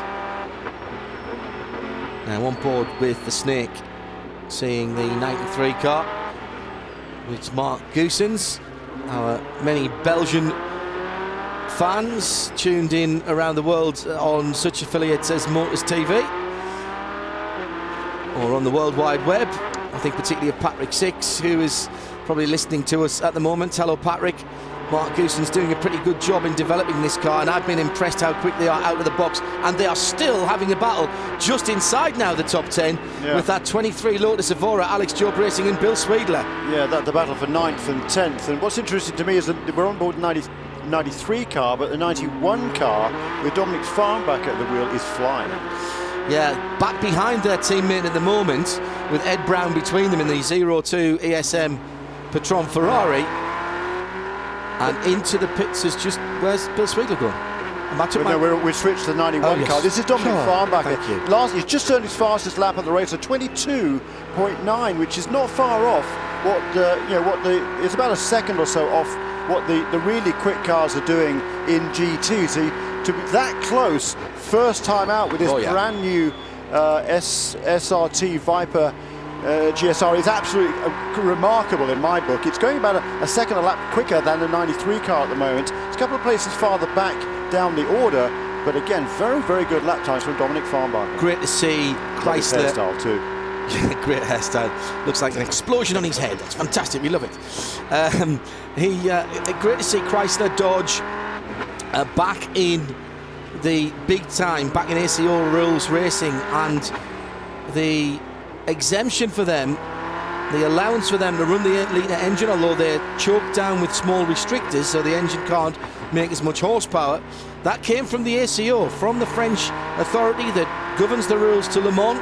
So you've got to think, Jeremy, that the plan is, even in the short and the medium term, that we'll see the Snakes back at Le Mans possibly as early as next year. Yeah, possibly. Certainly, it's they haven't. I was speaking to the guys on the team yesterday. They haven't actually determined exactly how many races they will complete this season in the American Le Mans Series. It really depends how this weekend goes. And I tell you what, when they've only had about 4 test sessions with this car, in January it was a clean sheet of paper. They hadn't started work on it at all. So to be this close this soon is a remarkable effort. It's a good-looking team. It's run by the Riley organization. Bill Riley, then guys, they're based nowadays in North Carolina. Like I say, for as little shorter gestation period as this car has had, it's a great-looking car and it's running quite beautifully. Yeah, I think, as you say, if they're super for the series too, isn't it? If they're taking this particular performance into consideration before they decide where they're going next, then hopefully they'll be out in 2 weeks' time at Road America, because I think this car would suit that. I know that there's an awful lot of Viper fans want to see this car as often as they can.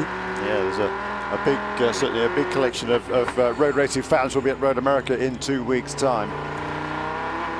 Somebody put a wheel off the dirt there. This is this battle, though. Back to the battle for the lead in GT. We're on board the Corvette with Tommy Milner in car number 4. That is Patrick Long in the number 45 Flying Lizard Porsche directly ahead of him. This battle has been going on from the drop of the green flag. The fastest lap of the race in GT has been set by Patrick Long, a 1 minute 20.7. Last time around, a 1 minute 21.3. Yeah, Pat Long not getting the start he wanted, and remember he was complaining to Thomas Blam on the pit lane for Flying Lizard Motorsport that he felt like he didn't have the pressures in the left-hand side. They confirmed that with telemetry. He fought his way up to the BMW and went by it after a uncharacteristic mistake by Jörg Müller at the carousel. And there is the 56 car of Joey Hand. It's been more problems for the 55 as they've had to make a stop-and-go challenge for speeding on the pit lane. And that is the view forward from Joey Hand's Crown Plaza BMW. Racking up the air miles, Joey, at the moment, because he's also competing in the German touring cars, the DTM for BMW, with the M3 DTM, a very different motor car from what he's driving here. This is a production-based street car, if you like, based racing car, whereas the BMW M3 is actually a centre section all built by Dallara with body panels hung on the outside. 500 horsepower V8, racing V8. Well, we're racing on the track here, not just for the 5 classes, but also for the Michelin Green X Challenge. Been a part of the American Le Mans Series for some time now, and we're grading each of the cars as clean, fast and efficient. There are scores to be had in each of those 3 categories. The lower the score, the better, just as in golf. And we'll give you updates on who is doing what with those scores over the course of the race in both the prototype and the GT categories. Lucas Luhr leads with 1 hour and 12 minutes completed of the 2 hours and 45 for Muscle Milk Pickett Racing. But only about a 9-second lead over Guy Smith. He's pulled that back in the last couple of laps, actually. Yes, he has, and we've seen, like I said, for earlier on, for the last several races, this car, the Muscle Milk HPD, with that little, the 3.5 litre engine, 3.4 litre V8 engine. Beautiful piece. It's a beautiful piece of engineering, absolutely fantastic, and it really does get up to speed very, very quickly. The little 2 litre turbocharged Lola Mazda that is, you can't quite see at the back of the frame there, can you? No, it's a little bit more than the gap from turn 1 to turn 2 in front, but it's still less than 10 seconds. And considering where the Dyson Racing team was just a couple of races ago, good strides forwards. They're getting closer to that HPD team. There's your P2 leader, David Hennemeyer Hansen. Just heard news from Europe that he's signed up to do the rest of the WEC season, the World Endurance Championship season with Oak Racing, and fair play to him. The P2 category can be open or coupe. We've got both in this race. The big difference between them and the P1 category is that they use production-based engines. That gives them a little less horsepower and therefore a little less top speed, a little longer on the lap times, as Hennemeyer Hansen is trying to make it 3 wide into the keyhole. Yeah, he goes down to the inside there and not too far behind him. Maybe, yeah, just a flasher. Here we are on board with Ricardo Gonzalez. This is a second place car in P2. The gap between these two now is only about 3.5 seconds. We can see at the end of the straightaway, they can move down to the inside. Was that number 37 car of David Hennemeyer Hansen. Hats off to this guy, Ricardo Gonzalez. He's really got to grips with this car extremely quickly. And as good drive in P2 at Le Mans, didn't he? So he has experience in P2 cars, having graduated from PC last year. But boy, considering he's got very few laps in this car this weekend, and now he is tracking down that Morgan Nissan that just went out of the frame on the left-hand side there. And that's a battle for position he's coming up against. It's Colin Brown and Henri Richard for 5th and 6th, I think, in that PC category. And so those guys are very much embroiled in their own battle and might not see that car coming up behind. It's danger time for Gonzalez. Yeah, that battle in front there, that is the battle for position, as you say. Colin Brown, they're going to move into the inside now. He did lose a lap after that opening stint by John Bennett and that subsequent penalty after the pit stop. Let's head back to GT. Want a bit of action? Dial up the GTs. Hello, action calling. And Pat Long continues to lead by the merest hint of time. Less than a Corvette's length to the 2 vets sitting in behind, and there's a lot of people in Bowling Green, Kentucky, where the road cars are made, who are listening and watching with interest as the 2 racing versions are in 2nd and 3rd position. Tommy Milner in 2nd position in that number 4 car.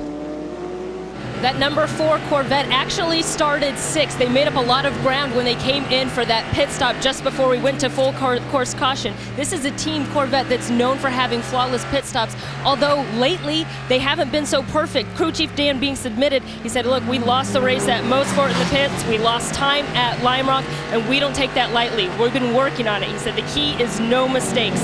If we do everything right and just aren't quick enough, well, we'll keep working at it, but no mistakes. When that 4 car pulled out ahead of a couple of its GT competitors, there were high fives and cheering here at Corvette. And that Corvette, there'll be even more high fives at the moment as they battle for the lead. Pat Long slightly held up, had to go offline through turn 1. He's in the keyhole now, and he's defending as if his life depended on it. It's not his life, but it is the lead of the class. It's very important to him, and he's got traffic ahead, and it's GT traffic too.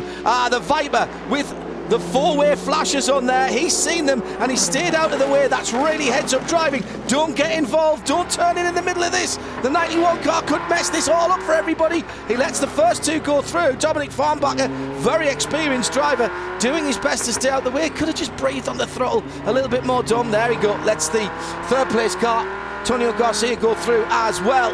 And that first, second and third are pretty much unsullied. But look, it's GT cars now, and that is a real problem for the Porsche and for Patrick Long. And that was the Viper of Firebiker just going one lap down to the leaders in GT. And there the Extreme Speed Ferrari right in front of this little pack. That also Ed Brown at the wheel now, having taken over from Guy Cosmo, drove a fantastic opening stint. He too is about to go a lap down in the 0-2 car. There's Ed Brown. And that's 11th, and 10th is just ahead, so they're battling as well. Pat Long makes a dive down the inside of turn 1, and here's the P2 leader coming through as well. Hennemeyer Hansen's getting involved, and once again, we've got 2 and 3 categories of cars battling together, all having their own races on this Mid-Ohio circuit at the same time. And the loser there was the Corvette. Was it ever? Off board there with Tommy Milner. You can see how much ground he has lost now to Patrick Long, and he's losing a little bit more speed also coming onto the straight. Where's the other Corvette going to be coming down to the turn 4 here now? And look how fast that Ferrari is. Alongside is the answer. And that's vet on vet. We've seen that kind of action here before in the pit lane, where there was paint and harsh words traded between teammates just a couple of years ago. And no quarter asked or given as the 3 car gets through. Has gone through. Yeah. Antonio Garcia is now up into 2nd position. And that will be a very unhappy Tom Milner there as he goes by the inside of Bill Sweedler, who was much more gracious than Ed Brown. That Ferrari is so quick in a straight line. So Pat Long has really cleared out. Yeah, for how long though? Well, yes. I mean, look at that. He's got up to what, probably a couple of seconds, Jeremy. Yeah, just like that. That's how quickly things changed in this series. You know, a couple of heads-up driving though by Patrick Long. I mean, he made those clean passes there and able to gain a little bit of an advantage over the Corvettes, and he will take any advantage that he can possibly get. So looking down from the BMW aerial cam, we've still got just on an hour and a half to go. Tim Pappas now leads GTC for JDX. Pat Long, bit of extra lead in the 45 Lizards from Papau. Hennemeyer Hansen for the Conquest Endurance in P2, and Lucas Lowe by 13 seconds at the head of the field.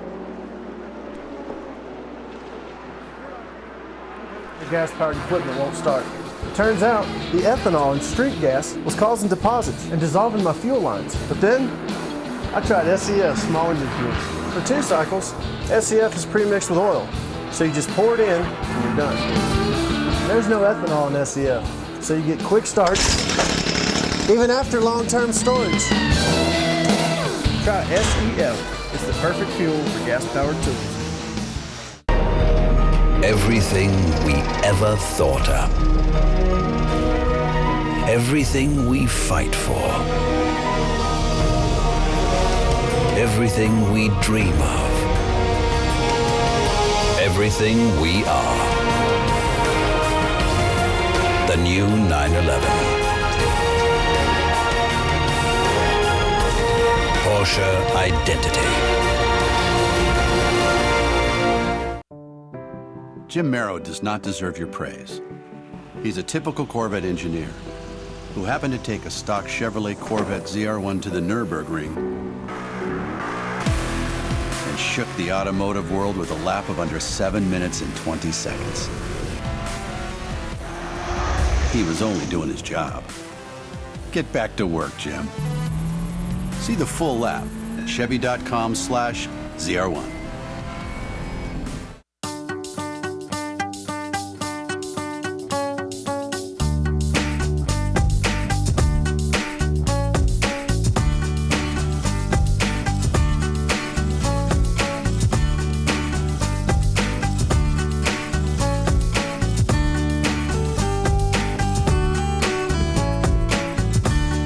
When it comes to fun family getaways, it's got to be Holiday Inn Club Vacations.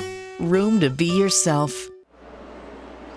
Just over an hour and 20 minutes still to run here at the 6th round of the American Le Mans Series. Hello there, I'm John Hindhaugh, Jeremy Shaw alongside me here at Mid-Ohio Sports Car Course, and this beautiful 2.25 miles of twisting, tenuous, sinuous tarmac. Great crowd here today for a great weekend of motorsport.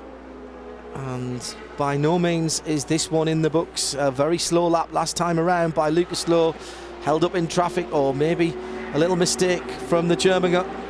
There is the leader of the race, and there is the battle for GT supremacy, and it is still Patrick Long. Jeremy Shaw said that when he got away, he wouldn't be away for long. My goodness me, he was right, as Antonio Garcia and Tommy Milner have chased him down, hunted him down like a dog. Meanwhile, in second place, Guy Smith is only 9.5 seconds back. In the American Le Mans Series, after qualifying, after the race, the cars go through technical inspection. One of the things they do is plug this hole during the stall test. The engine needs to stop running in a few seconds. If it doesn't stop running after a few seconds, then there's additional air getting into the intake manifold.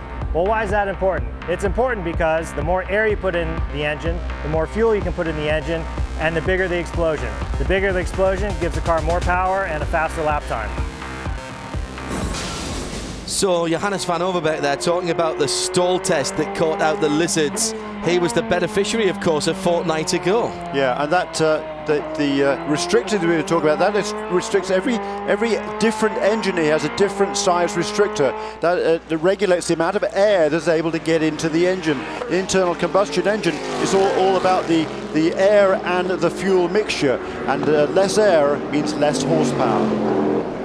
Scoring 0 points at the Grand Prix of Mosport. What that did for Flying Lizard in the championship is it pretty much knocked him out of contention. So in talking to the drivers, they said that is going to make them more aggressive on the racetrack. They have nothing to lose right now. Patrick Long currently leading the race. He's on the radio with his strategist, Thomas Blom. Thomas telling him, we need you to really pace these laps. We need you to run around a mid 121 every lap so that we can hold on to these tires, get them to the end of the stint, and keep the car really consistent. That's exactly what Patrick's doing. The team is very happy about their chances for today. We've seen an awful lot of what I would call controlled aggression in this race already, as we're watching this GT battle. Pat Long with Antonio Garcia in second and Tom Milner, and we hear that David Edemeyer Hansen's being warned for avoidable contact. Effectively, that's a virtual black and white flag he's being shown. You're talking about the restrictors there, Jeremy, that we were seeing Johannes van Overbeek point out. That what you said is half of the story, because that's about how much horsepower is made because of how much air and fuel mixture can get in and make that explosion. The other half is the stall test that he was the beneficiary of. Explain that. Yeah, that's right. About how important track position is.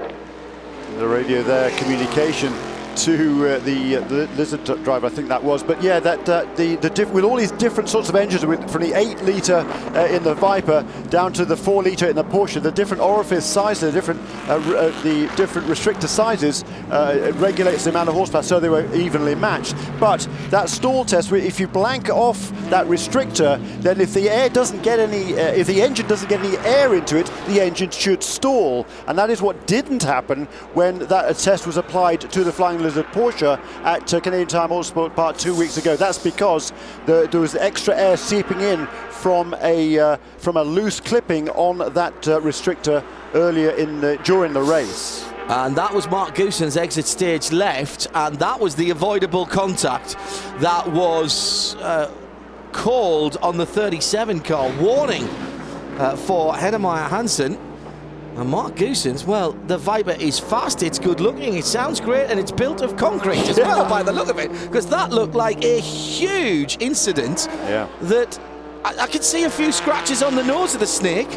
That's about it. Might have just slightly deranged the rear under tray, but that's about all. But Heinemann Hansen in that 37 car, he's getting a little bit desperate now, because Ricardo Gonzalez is still closing in. The gap between those two is now less than a couple of seconds. There you can see the black car coming over the crest of the hill. That is the second place car in P2 as the race leader puts a lap on David Heinemeyer Hansen. And now looming in Heinemeyer Hansen's mirrors, there it is, the black level 5 car, the HPD of Ricardo Gonzalez, who's just set the fastest lap of the race in P2. I think Edemeyer Hansen's in tyre problems, because he is not getting the turn in on that car. He's not carrying the speed through the car. Look, he's nowhere near the apex of turn 1 and nearly goes off. He's overdriving it is what he's doing, John, I think, at the moment, and that's going to leave the door open. He's lost it. Oh, there's a touch there. There was a touch, I'm sure.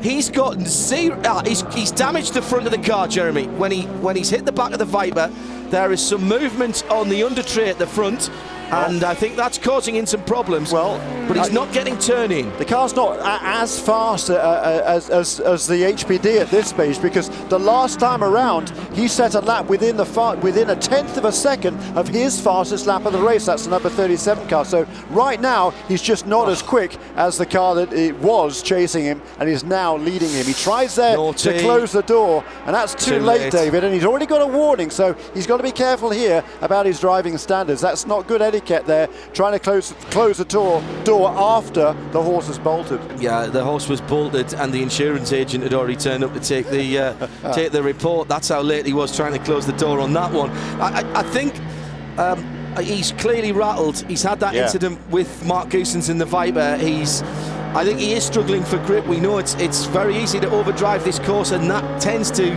cook the front tyres. Even experienced drivers like Christophe Bouchou were having issues with front tyre grip, and I think he may be just trying to. He was nowhere near the apex of turn one just before he lost the lead there. Right, and let's not forget David Heinemann Hansen has only been racing for 3 years. I mean, his experience level compared to certainly Christophe Bouchou and even Ricardo Gonzalez is a fraction of the amount of track time. And hearing from Paul Walter, our clerk of the course, director of racing, call him what you will, then he has seen that and he's been called for blocking, and that is very, very silly, because he's now going to get a stop and go and lose track position.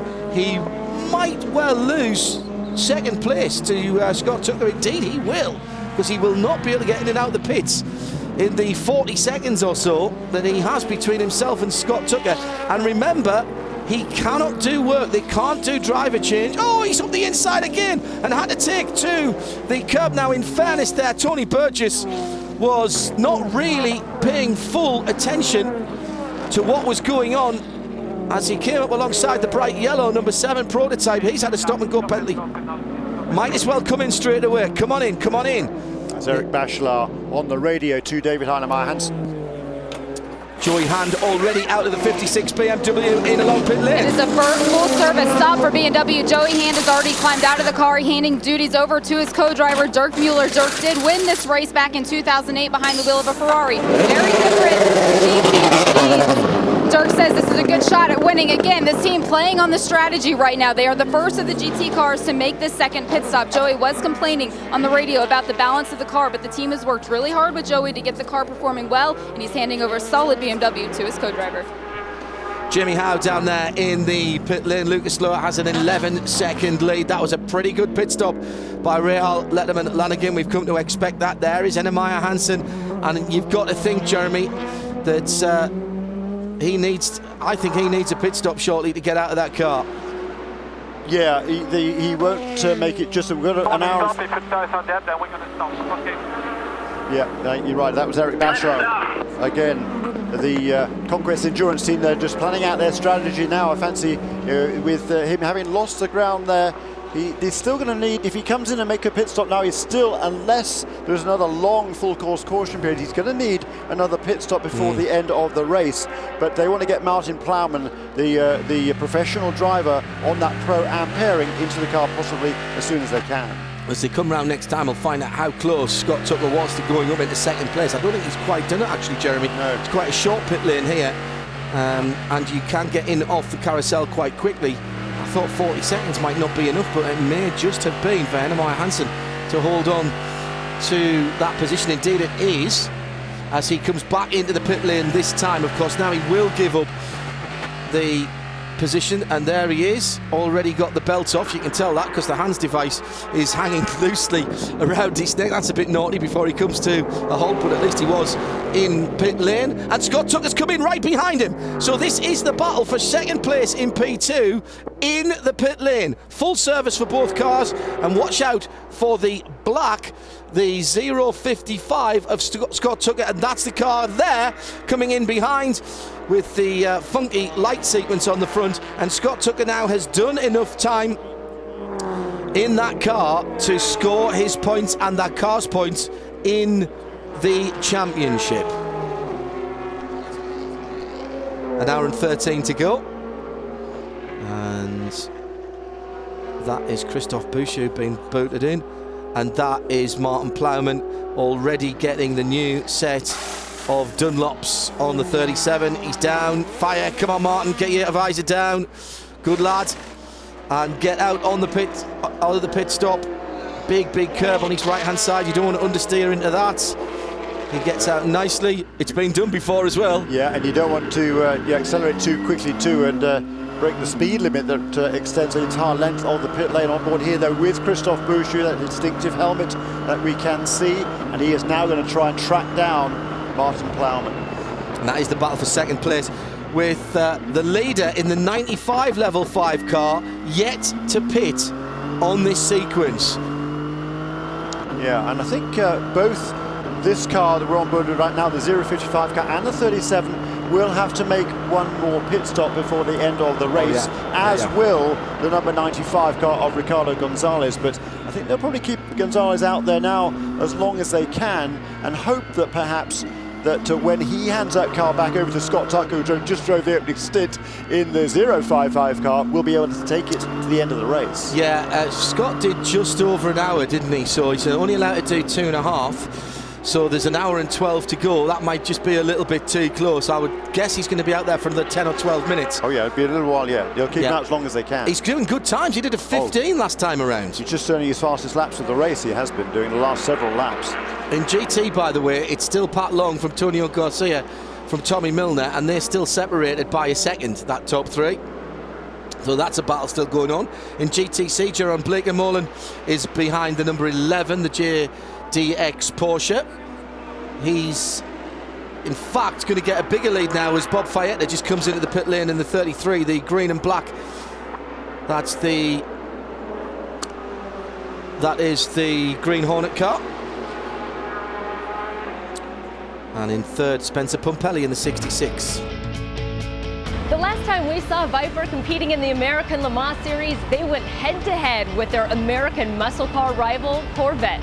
Back then, Viper won the 24 Hours of Le Mans 3 times and 2 ALMS championships on Michelin tires. After Viper left the series, Corvette switched from Goodyear to Michelin, and together they won Le Mans 5 times and 5 ALMS championships. Now these two American icons are battling it out again, except this time, and for the first time ever, they're both on Michelins. Not only that, but they're choosing from the exact same pool of tires, meaning that this tire here could have been used on a Corvette or Viper. And so today's competition more than ever comes down to the cars, teams, and drivers. Kelly Stavist on the return of the Snake to the American Le Mans Series. Let's go down to Jamie with the second place car of Guy Smith in and out of the pits. What went on, Jamie? It was fuel only. Guy Smith stayed behind the wheel. They did not take new Dunlop tires, and that is going to be a key factor in this race. That has been one area where they have really improved since the last round, and that's in the tire wear. They're really looking forward to double stinting these Dunlops. That's a brave move. That is a very brave move indeed, with Lucas Lowe out and away. Guy Smith stays on board, the very personable Englishman. Does Guy Smith stay on board? Yeah, no tyres. They took no tyres, fuel only. So this is a double from Smithy. And I guess what they'll do is they'll bang a new set of boots on for Chris. New tyre for the rear of that car this weekend. And talking to Chris Dyson last night at the Team USA media selection, and Chris very excited about the movement forward that they're making with the balance and the setup of this car. And part of that is they're getting a handle on the car, but part of that is this new rear from Dunlop. They'd already made some strides forward, he told me last night, and then when they bolted the new tyre on, it fit right into the way that they were working with the car, and they were able to refine it even further. And getting the balance on these downforce cars, on these aerodynamic cars, so important. In has come Jeroen Bleekemolen out of the lead of GTC. JDX Porsche. Yeah, and I think that's great news for those guys. I think they should be able just about to get to the end of the race from now. They will give up possibly the lead of the class during his pit stops to Spencer Pumpelly with this car, the TRG car number 66, but Spencer Pumpelly too will be due a pit stop before too long. And just behind Spencer Pumpelly is Damien Faulkner, as into the fence has gone Colin Brown. Now, write this one down in your diary. Colin Brown off the circuit. Did he jump or was he pushed? Well, he's found reverse, which is the first thing. Yeah, he's had 2 wins and a second in the last 3 races. He and John Bennett have moved themselves up equal in the points lead in PC in the championship with their teammates. The 06 car of Alex Popov, but John Bennett, as we saw in the early stages, struggled. Then they had the penalty, and now Colin Braun, after setting some very, very fast lap times, has been off the road again. Some damage to the right front of that, but has he got away with it in terms of mechanical? If it's just bodywork, the whole front end can be replaced. He's staying off the racing line and watching the background. Well, he's there. He's going to get some help here, is he? No, he's just gone offline. He's just... He's got a problem with the steering. Yeah. He has got a problem with the steering. So something either jammed up or gave way on the steering here, and he can't turn the car to the left. Yeah, I think it must have happened coming down the straight, because he wasn't carrying a lot of speed through turn 4 at the end of the back straight, and then was over to the right-hand side of the road, and off the road he goes. Here comes our race leader onto pit lane. And there will be a driver change here at the number 6 Muscle Milk Honda. We see Lucas Luhr getting out, Klaus Graf climbing in. And when you talk about tire wear here at Mid-Ohio, the Dunlops seem to be working really well for that Dyson. And as hot as it is, the complaint here from this Muscle Milk team has been getting heat into those front tires. Lucas said it's a bit surprising given how hot it is, but that they've really been struggling. Although it didn't seem to affect him much at the start of the races. He got off to a big jump and lead over Guy Smith. The 16 now will pass the number 6 as they sit in pit lane getting their new Michelin tires. The 16 is by, but the Muscle Milk, he can't get it fired up. Klaus Graf having trouble getting the 6 to fire. Now he has it. He's out, but they lost some time here in pit lane.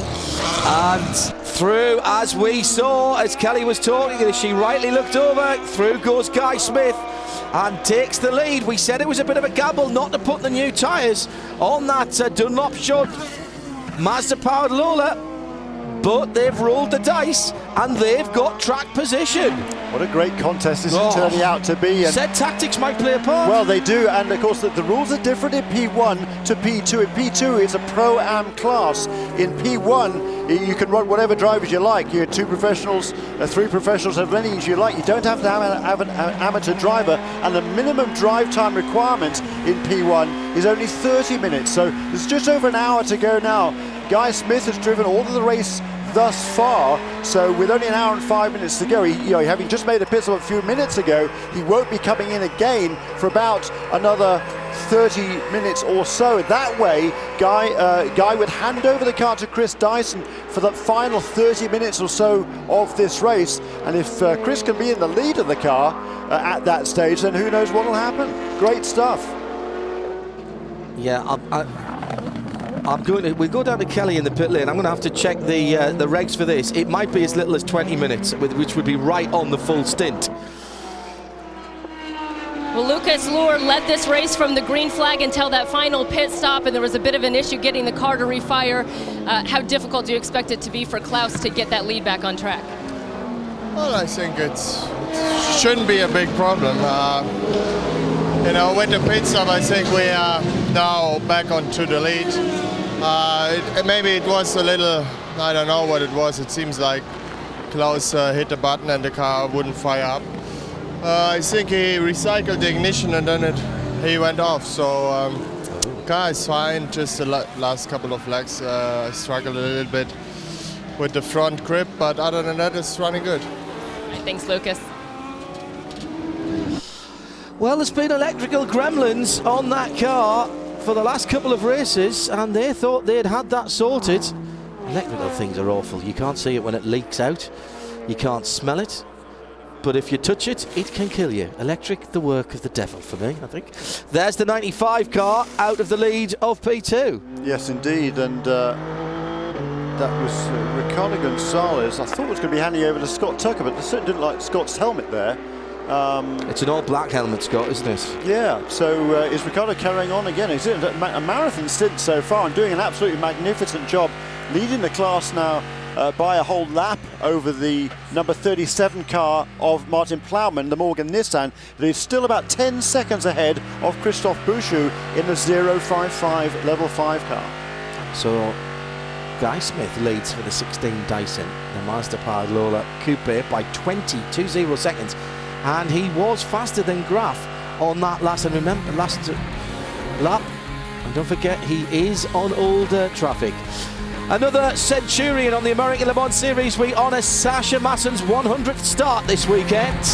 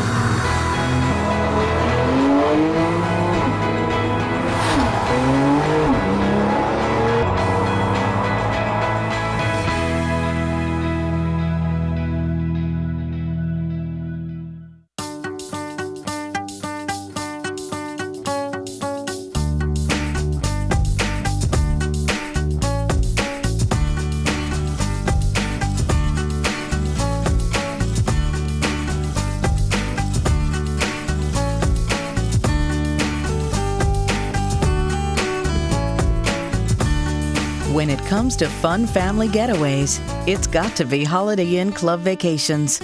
Room to be yourself. First day of spring. Oh, my battery is perfect. Yep, we've been on a battery tender for 6 years. Oh, I wish I could say the same. What do you mean? Old man forgot to plug me in. Yeah, before I was on a battery tender, I flatlined. Ouch. Well, at least this couldn't get any worse. Don't let your batteries become a statistic. Connect a Deltran battery tender. Available at these fine retailers. If it's not a Deltran battery tender, it's just a pretender.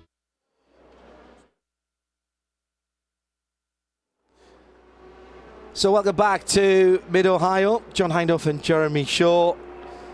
And on the pit lane, the 55 BMW of Jörg Müller. And they are waiting. Look at them looking back to see the hose being pulled out before the car goes up. Remember, you can't do any work at all on the car whilst the fuel is going in. That's ALMS Le Mans rules, if you will. Now it's fired, it's dropped, it's fired, it's gone. Nice job from the Rahal Letterman Lanigan team. Now back on board with the number 93 Viper. It's been a great debut for these cars so far. Mark Goossens in 13th position. Dominic Farnbacher in 10th, and they've been turning very nice times indeed. It's great to have the brand back in the American Le Mans Series to battle in what is a very, very competitive class, the GT category.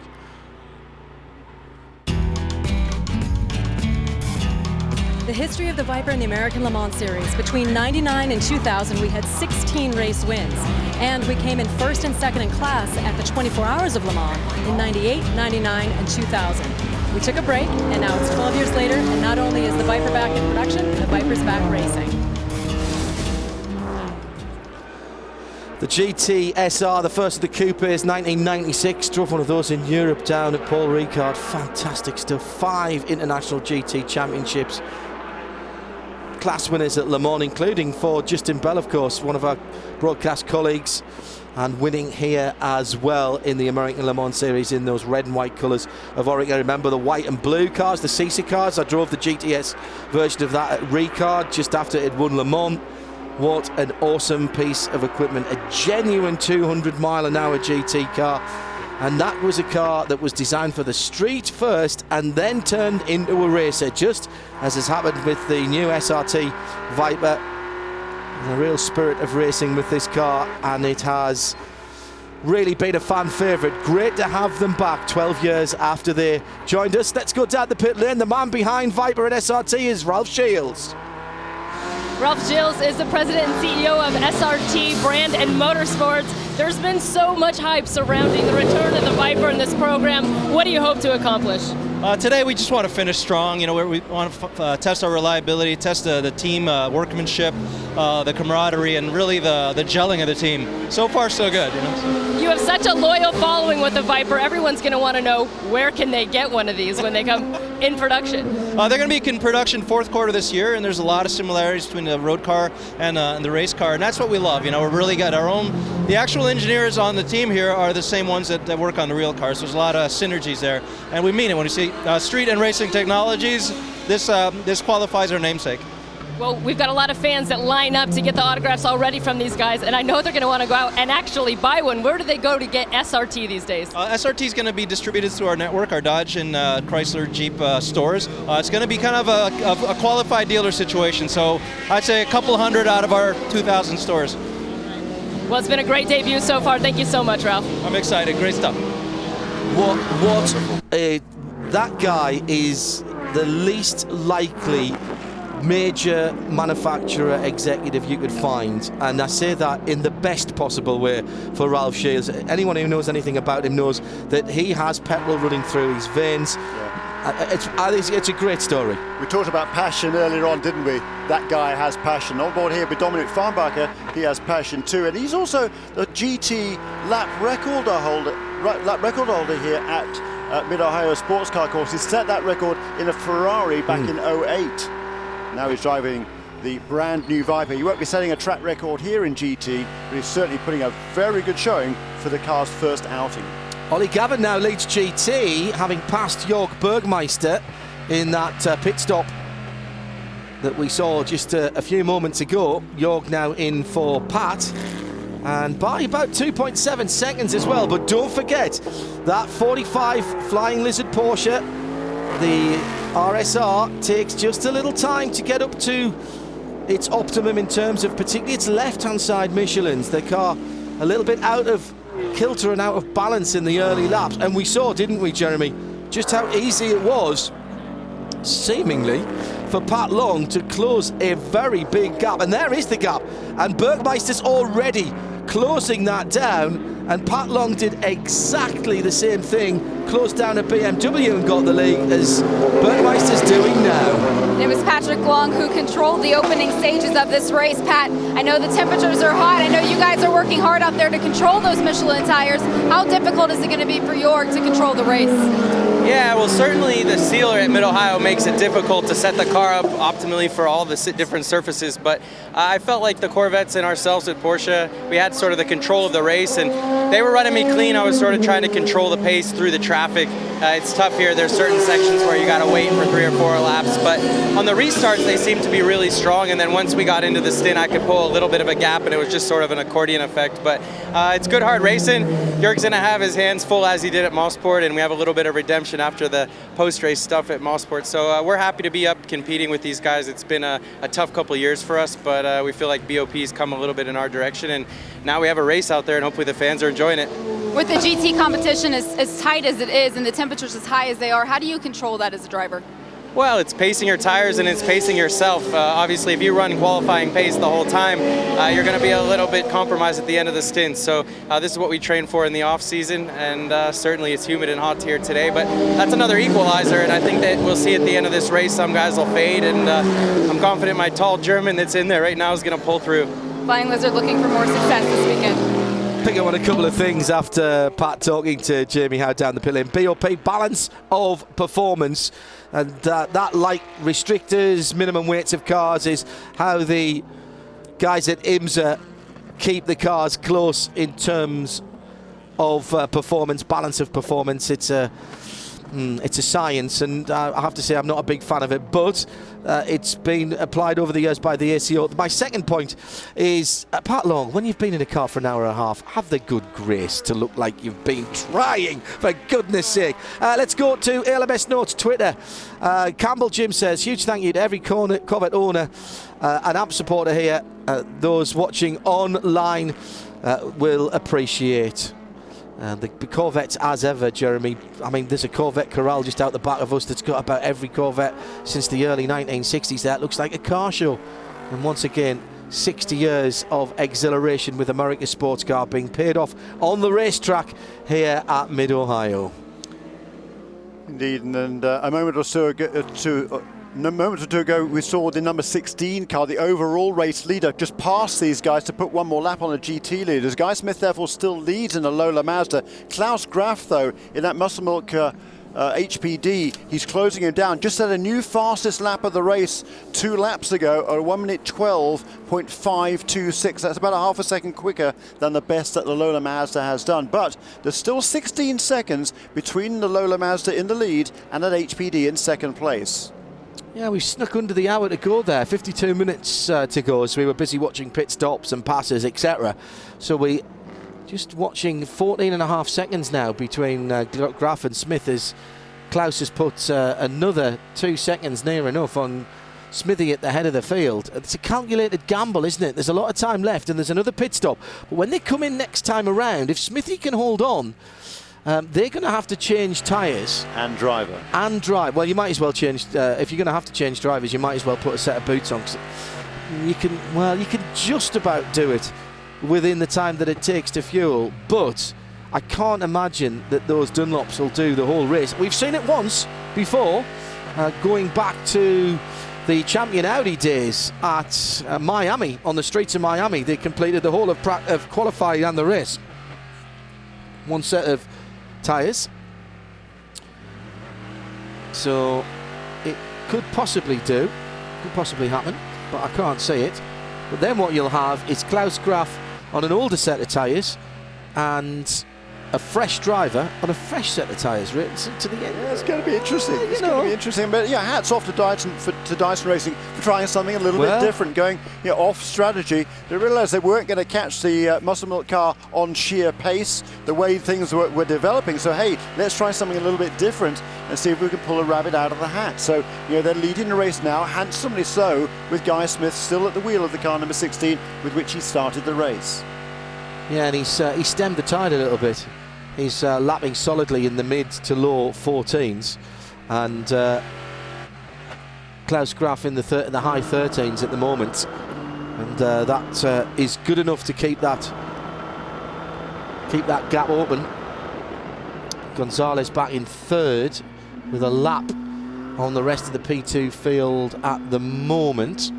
And that is Christophe Bouchou we're watching. He's down in third place in P2. And this is not working well, is it, for Scott Tucker?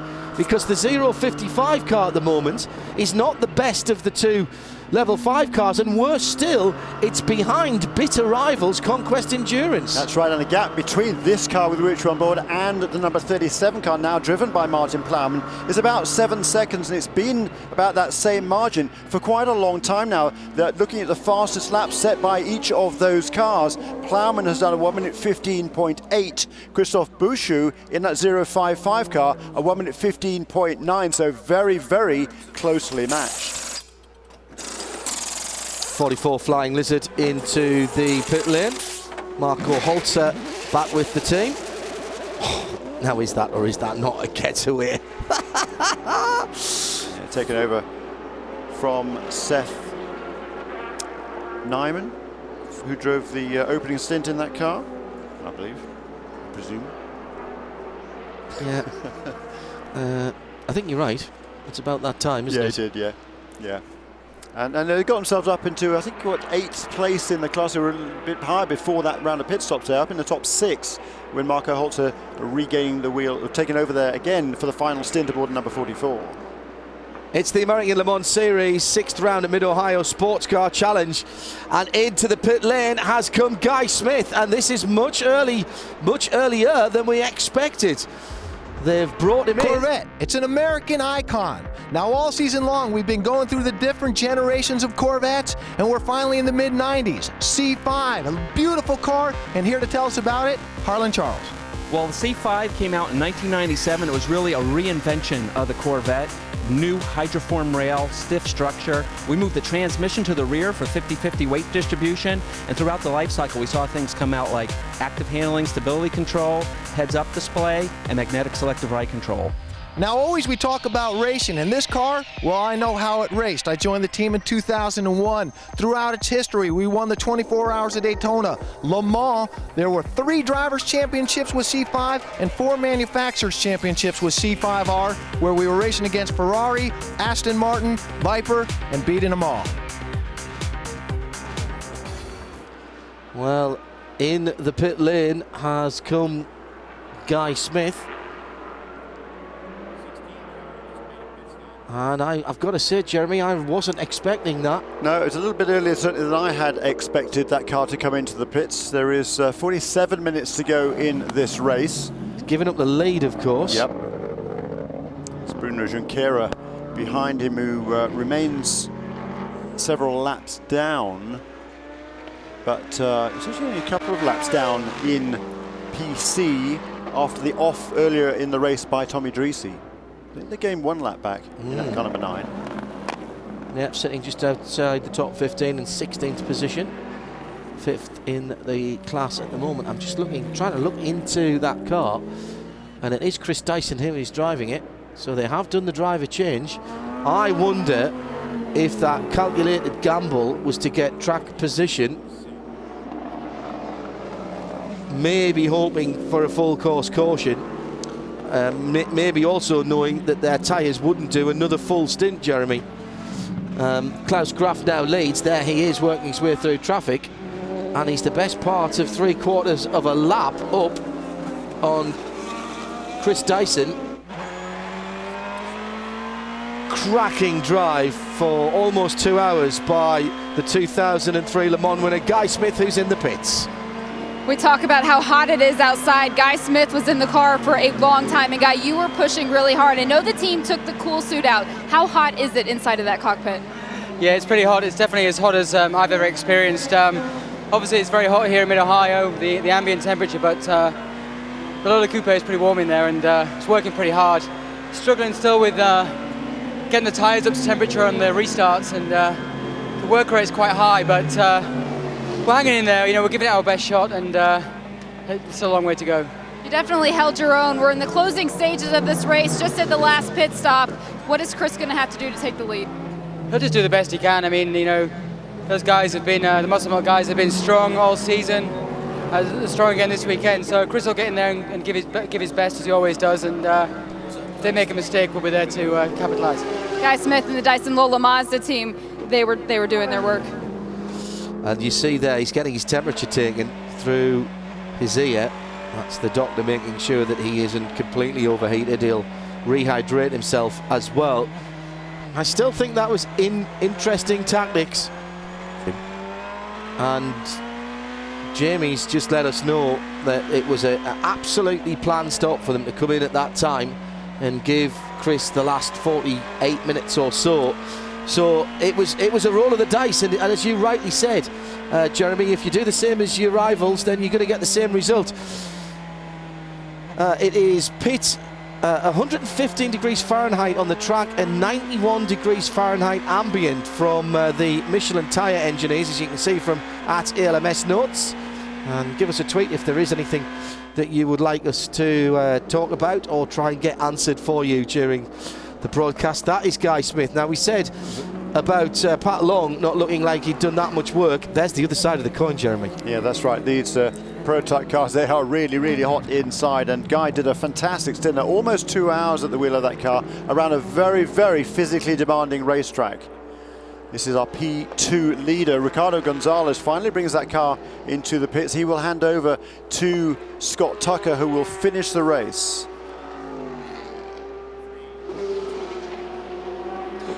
And Scott Tucker has been cooling off for the last half hour or so. He did do the opening stint behind the wheel of the Team 055 car, so he has cooled off. He's going to close out this race in the 95. Ricardo Gonzalez, it is his first race with the team, but he was on the radio with the team telling him what Scott needs to do, telling him how the car is performing. They worked really hard this weekend with getting Ricardo up to speed, and they certainly did. Scott Tucker himself, though, he's been working hard on his endurance and his speed. He's been racing for a couple of years now, and in just the last 3 races, he's improved his lap times by half a second everywhere they've gone. He's certainly made the team more competitive. Today they have 2 bullets in the gun, and they're ready to fight. Yeah, but they're not getting away. They're struggling with the harnesses here, and this is costing time. I was going to say, Jeremy, that there's a certain amount of split loyalties here. He's in the lead car at the moment, but he's scoring points in the car that's currently third. Yeah, certainly was tires. Watch the speed. Watch the speed. Watch the speed all the way out. Jeff Brown, the Chief Race Engineer for Level 5 Motorsports there, telling Smart team to... guy. Oh, very sharp cookie is Jeff. His son, of course, is Colin Brown, who we saw driving the 05 car for Core Autosport, 06 car for Core Autosport, and having that problem a little while ago. And I think that car might have been retired. But the question now, we'll see whether he will have done enough distance. He need to have completed 70% of the race distance in order to be eligible for championship points, and that could be crucial for that 05 car, because the Colin Brown and John Bennett, they were co-leaders of the championship with Alex Popov, who drives the sister Core Autosport car, the 06 car. Completed 78 laps, that car, so we'll keep an eye on that. So we'll keep an eye to see if it here's goes our through leader again. then in P2. This is Martin Plowman. You can see there's a PC car back 100 yards or so behind him, and now coming into the keyhole turn is the second place car now in P2. That is a 055. Forza Motorsport 4, the official gaming partner of the American Le Mans Series, as we're looking down from the BMW aerial camera onto the very picturesque surroundings of the 2¼ miles here at Mid-Ohio. Klaus Graf leads it and is turning decent laps. It's Gonzalez DL now at the head of the leading PC. Ollie Gavin and Jerome Blake among the other class leaders.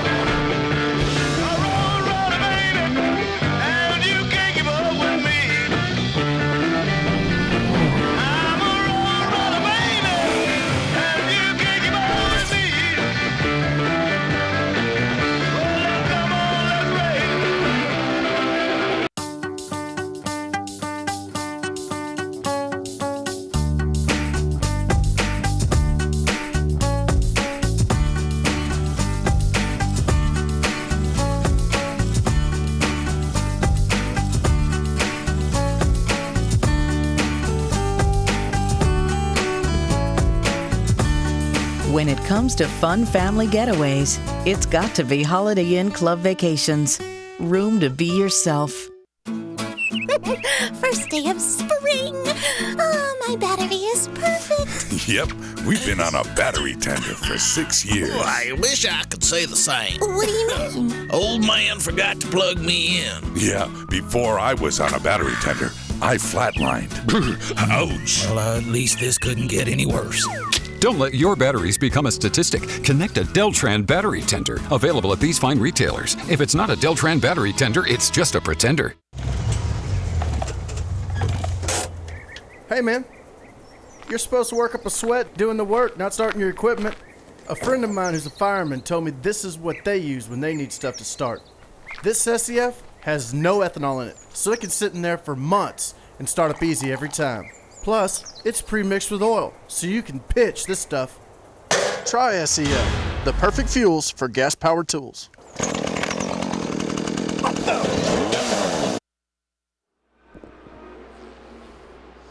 Jeremy Shaw is alongside me, John Hindhoff, and we're into the last 40 minutes of the 2 hours and 45 here at round 6 of the American Le Mans Series from Mid-Ohio Sports Car Course. God, to love a place that looks as pretty as that, and you can go motor racing on it as well. Klaus Graf is leading the motor race, and he holds a substantial lead at the moment over Chris Dyson. Both need a pit stop in the 6 and the 16 car, excuse me. In third place is Eric Lux in the 20, the second of the Mazda Dyson racing cars. Here's our Forza Motorsport 4 mid-race recap, just the one full course caution. We've had various cars off onto the scenery here, including 9, 52, 34, 25 and 55. I think there's a few more as well. We just ran out of space, and it is the Muscle Milk Pickett racing car of Klaus Graf who leads at the moment. Just talked about Eric Lux. He's just come into the pit lane in the 20. While we're doing the mid-race recap on the overall, let's remind you of our Green X Challenge. We're looking clean, fast and efficient to give a total, and the Pickett Racing Muscle Milk 6 HPD Honda looking very good. It's unusual to see almost a 3 marks difference between them and the chasing crew. Much closer in the GTs, as it tends to be, with Paul Miller Racing on the Dunlops, the Porsche, just about half a point ahead of the BMW number 55 from Rahal Letterman. And remember, it is the lowest score that counts there. Now, in amongst that, Jeremy, is our leader, Klaus Graf. Indeed so, and he's got an advantage now of more than a lap over the Dyson Racing Lola Mazda, with Chris Dyson now at the wheel. So that stop by the Dyson team to hand over to Chris Dyson has lost them quite a lot of ground. So I think certainly the Klaus Graf car will need to stop one more time before the end of the race. The car, which is just making a move here on the inside going down the main straight on one of the P2 cars. He's going to have to make another pit stop for sure. Dyson Racing, I'm not quite sure, but certainly things are looking good now for Muscle Milk Racing. There is Martin Plowman. He's running third place overall, best of the P2 cars, but his gap over Christophe Bouchou has come down now. It was about 7 seconds, it's now down to less than 4, and Christophe Bouchou has been turning some very quick lap times in the recent stages of this race. So let's head back down. As I said, I just said his fastest lap of the race. Okay. Let's head back down to GTC. And there is the number 11, Jerome Blake. Molin's been in that car quite some time. We think Tim Pappas may get in again before the end of this race. He's going to have to do it within the next 36 minutes. You think not? No. Do you think Jerome will go at the end now? Yeah, they're just after the win. They're not worried about whether they score points or not. They just want to get the win for JDX Racing. What's the rules for the SSRs for GTC? GTC, the drivers have to do a minimum of 1 hour to score points. Right, but does the AM driver not have to do that to get them qualified into the race? We'll have a look at that whilst we go down to the pit lane of Jimmy. When the GTC class joined the American Le Mans Series, TRG was one of the first teams to step up to the plate. So Spencer Pompelli, he's been a part of the class for a number of years now. He was telling me this weekend that it used to be that there were 6 to 8 cars in the class. Now there's 5, and any 5 of those cars he feels like can win. It's an extremely competitive class, but he says as a driver, that's exactly what they want. They want to go out there and match cars and show that they're the best driver. So right now it's a tremendous fight in GTC. Jamie Howe down there in the pit lane. So, just looking, we're looking at the rules. P1, PC and GTC drivers, 60 minutes to be eligible for points. No points are added to the car. Okay, fine. Well done, Mr. Shaw. IMSARacing.net, by the way, is where you'll find all of the rules and regulations that we're talking about as we're watching the 34 of Damien Faulkner. He's just a second behind Spencer Pompelli in second place. And we've seen the Irishman charge up 3 classes together across the finish line into turn 1, almost 3 wide. You can't do that, guys. Giving me a heart attack. We've seen the Irishman chase down that kind of gap, and once Damien's got the target acquired, and he has now the back of that Spencer Pompelli number 66. About 3 laps short, 3 laps. You got a 20-second lead on Venchini. If he says, if There's he's no way I can beat that, so I may as well push as much as I can. Yeah, 10-4, that's what I guess I was getting at. Just go fast, because when you just here, just go. So they're clearly worried about fuel, and they're going to try and go all the way without stopping. And I think what they were telling him there as we joined was that they think they might be 3 laps short. Ryan saying that there's no way I can save 3 laps worth of fuel with Marino cruising up behind me. So we might as well just go fast and see what happens. Yeah, but that was Ed Nathman, who's a race engineer, been around this sport a long, long time, spent many years in kart and IndyCar and Champ Car and all the rest of it, and he's now with the Core Autosport team. But, you know, the 06 car leading that class, Ryan Dalziel, he took over from Alex Popov. They can't afford not to finish. They have to make sure they finish, because Alex Popov now will be able to regain the lead in the championship points in PC if they can pull off a top finish here. Yeah, and 2 Scotsmen, of course, leading that. So there's a little bit of national pride in this fortnight of the London Olympics. Just a teensy bit. Just a teensy-weensy bit, yes. And Marino, actually, as we said, he's just turned his fastest lap of the race, at 1 minute 17.3. That against the best that Ryan Dalziel has done was a 17.7. So 4 tenths quicker overall is Marino in terms of ultimate fastest lap times, and on that last lap, 6 tenths of a second was the gap that Marino was able to get closer to Ryan Dalziel. Yeah, those 2 side by side would be an interesting run. I'm not sure that, I mean, Ryan's been in this... Stand back, basically. Yeah, if you're on the fence side with your RV running up to the keyhole at the moment, you might want to just back it off 3 feet or so. And that's a new leader in P2 that we're looking at, and that is Martin Plowman. I've got just a flash there of the car going by. Martin Plowman just being passed by Christophe Bouchou, and that is very, very good news for Scott Tucker. And uncharacteristically there, Plowman is dozing just a little bit. I just don't think he saw Bouchou closing up on him. Fair play to him though, he didn't put him on the grass. He moved over, defended, but then realised, I think, oh, he was held. Now we know why. He was held up by the Ferrari in turn number 1, Jeremy. Coming up the hill, there's a little lift. You know, that's really, really fair racing by Martin Plowman there. Bouchou had position on him. Bouchou had backed off. I don't think he thought he was going to be allowed to go through there, but Plowman just held his line, and Bouchou was able to roll off the brakes and get through.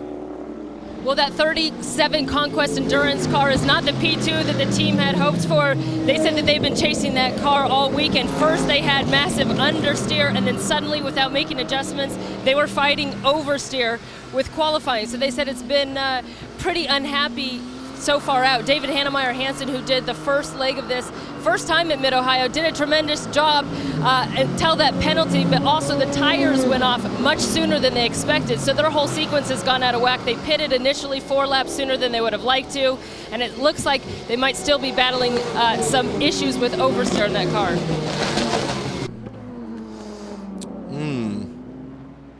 That's a bit of a worry, isn't it? Because there's still half an hour of this race to go. Klaus Graf continues to make time at the moment. Chris Dyson unable to match lap times, and in fact he wasn't even as quick as Christophe Bouchou last time around, and he wasn't as quick as Eric Lux. Eric Lux did a 14.9 last time around, down in 5th place, the 3rd of the P1 cars. And I wonder what Martin Plowman can do. Christophe Bouchou has been quick this weekend, but he has used tyres in that 0.55 car. With half an hour to go, you don't want to be struggling for the last 5 laps around here, Jeremy, with a car that doesn't want to turn. No, you don't. As we heard there from the pit lane, that the 37 car, they've been struggling with tyre wear as well. So, you know, this battle isn't over yet. Bouchou certainly has regained the advantage now for Level 5 Motorsports. But there's still, as you said, half an hour to go. So there's still a lot to play for. If Martin Plowman there can hang tough, stay with Christophe Bouchou, you never know what's going to happen in the closing stages. In GT, Ollie Gavin is still leading. And it's just about 4.5, 5 seconds between himself and Jörg Bergmeister. It's really tight, just half a second between the 45 and the 3. And that's the Flying Lizards Porsche and the Corvette. Dirk Muller's a little further back, and he's got Bill Oberlin has got 22 seconds on his teammate behind, but about 12 seconds ahead of Brian Sellers. Just checking in on the Vipers. 91 is 12th overall, and Tommy Kendall is 13th. And there is the 91 car at the moment. The big battle in that group at the moment is the 3 and the 45. Ollie Gavin out front. Just half a second between those two, the 45 and the 3, the Lizard and the second of the Corvettes. That is Ollie Gavin out front, Yardley Hastings' finest sports car driver. The big fella who I'm sure will be watching, like most of us from the UK, the Olympic coverage with interest. A very accomplished marathon runner is Ollie. Now there is that battle, Jeremy, and far from getting up the road and being able to close in, it's now a fight. And it's Porsche, a versatile manufacturer,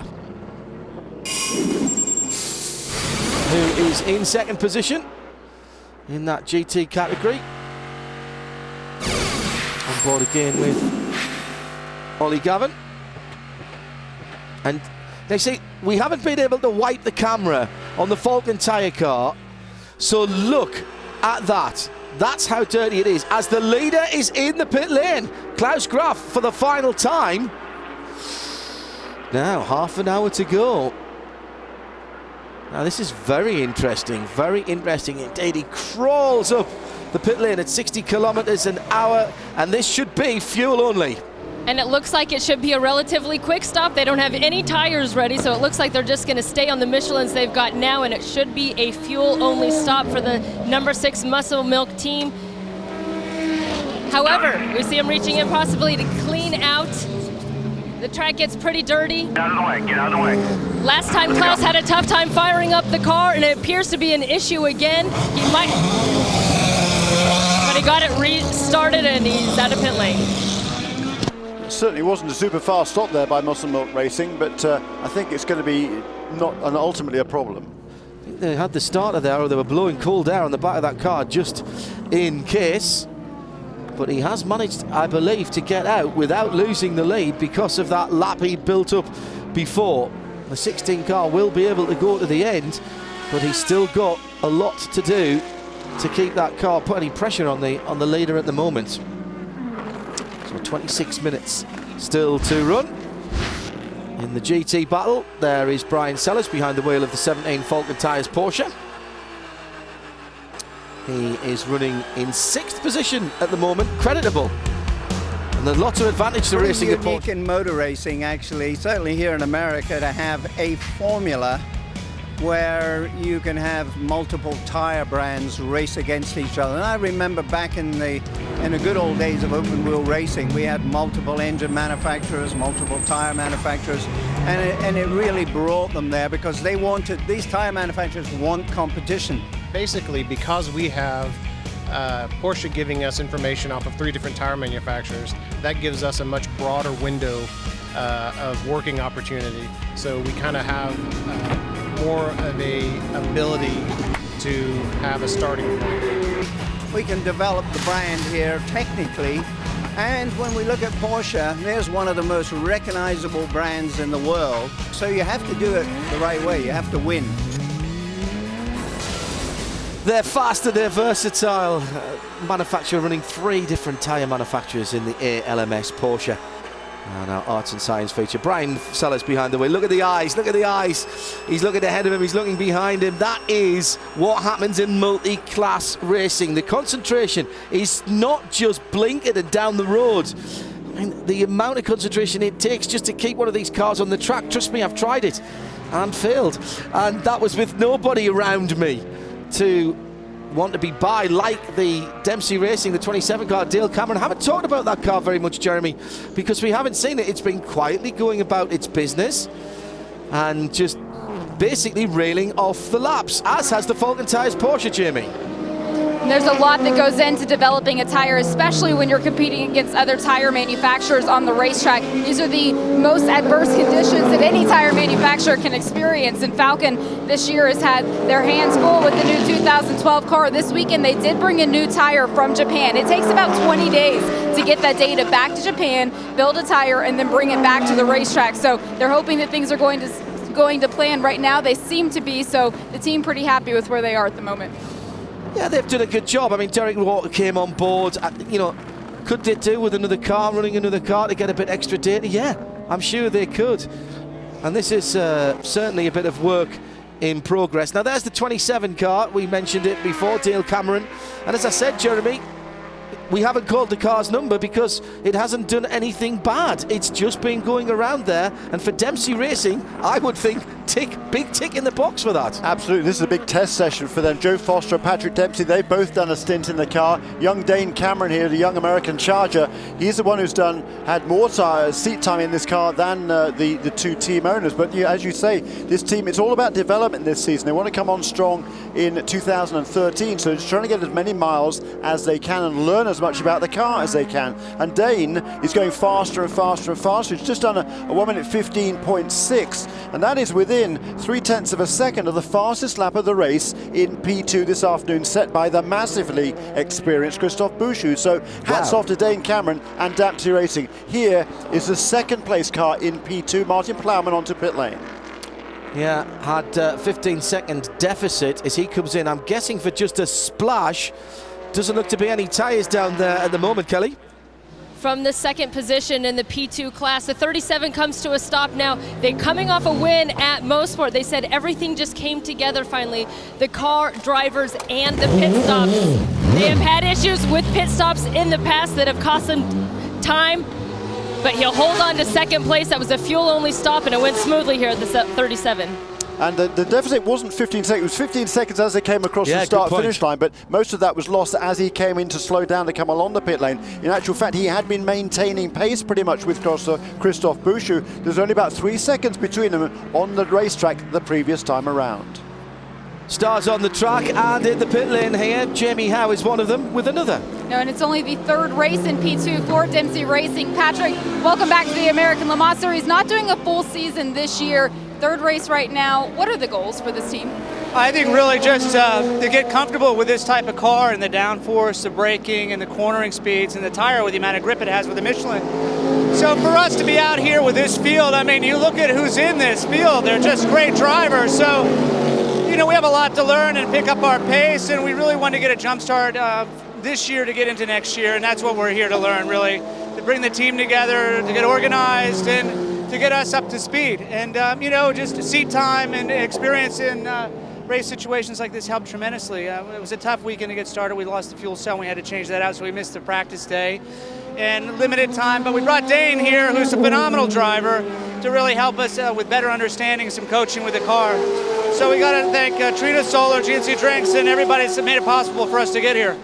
It's not uncommon that we have team owners who are also drivers, but you're also in production on Grey's Anatomy right now. How much more difficult does that make your job at the racetrack? Well, you know, they do a great job at getting me out. They pretty much put all my scenes together this week to get me out in time to get here. The only drawback is it's really hard to get any training in. You can't get to the gym. You're working 15, 16-hour days.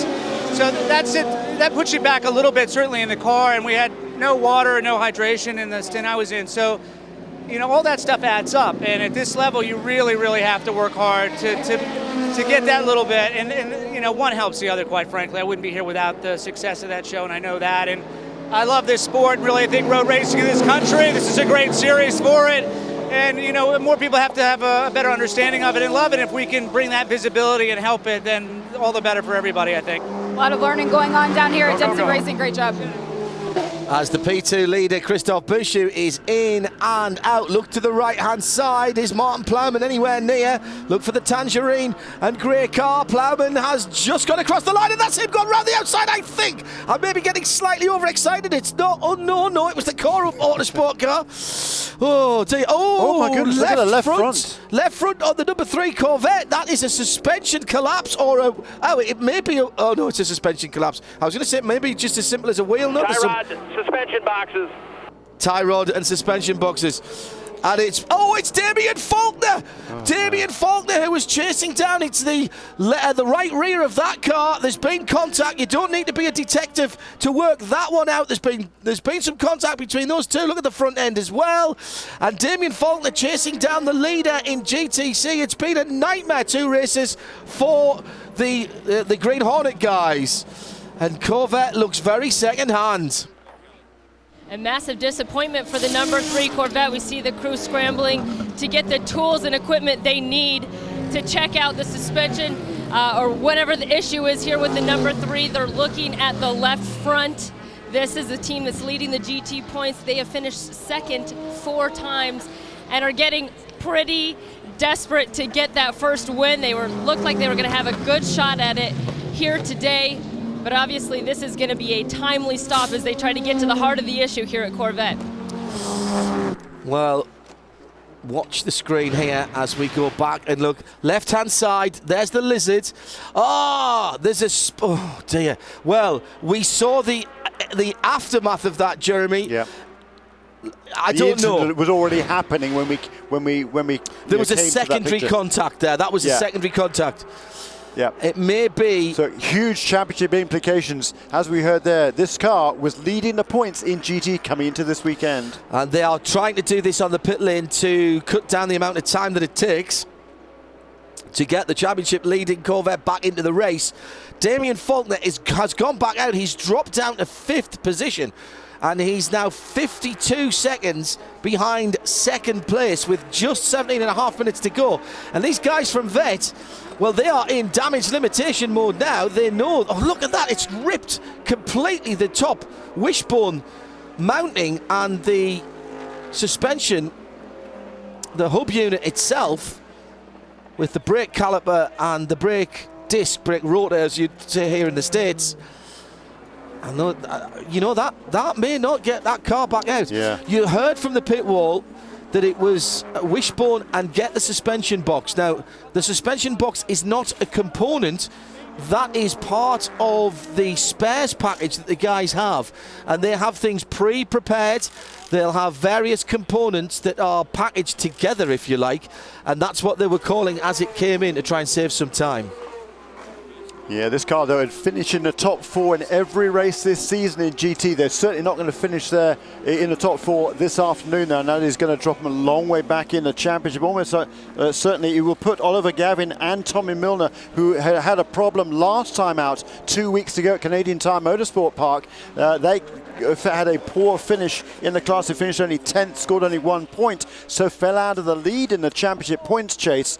And in fact, they were tied with the number 56 BMW, Dirk Mueller and Joey Hand, coming into this weekend. But with the good news for Corvette Racing, at the moment at least, is Oliver Gavin and Tommy Milner in that car number 4. They are still leading the class in GT. But Jörg Bergmeister has stealthed up as in comes the 56 BMW from 3rd.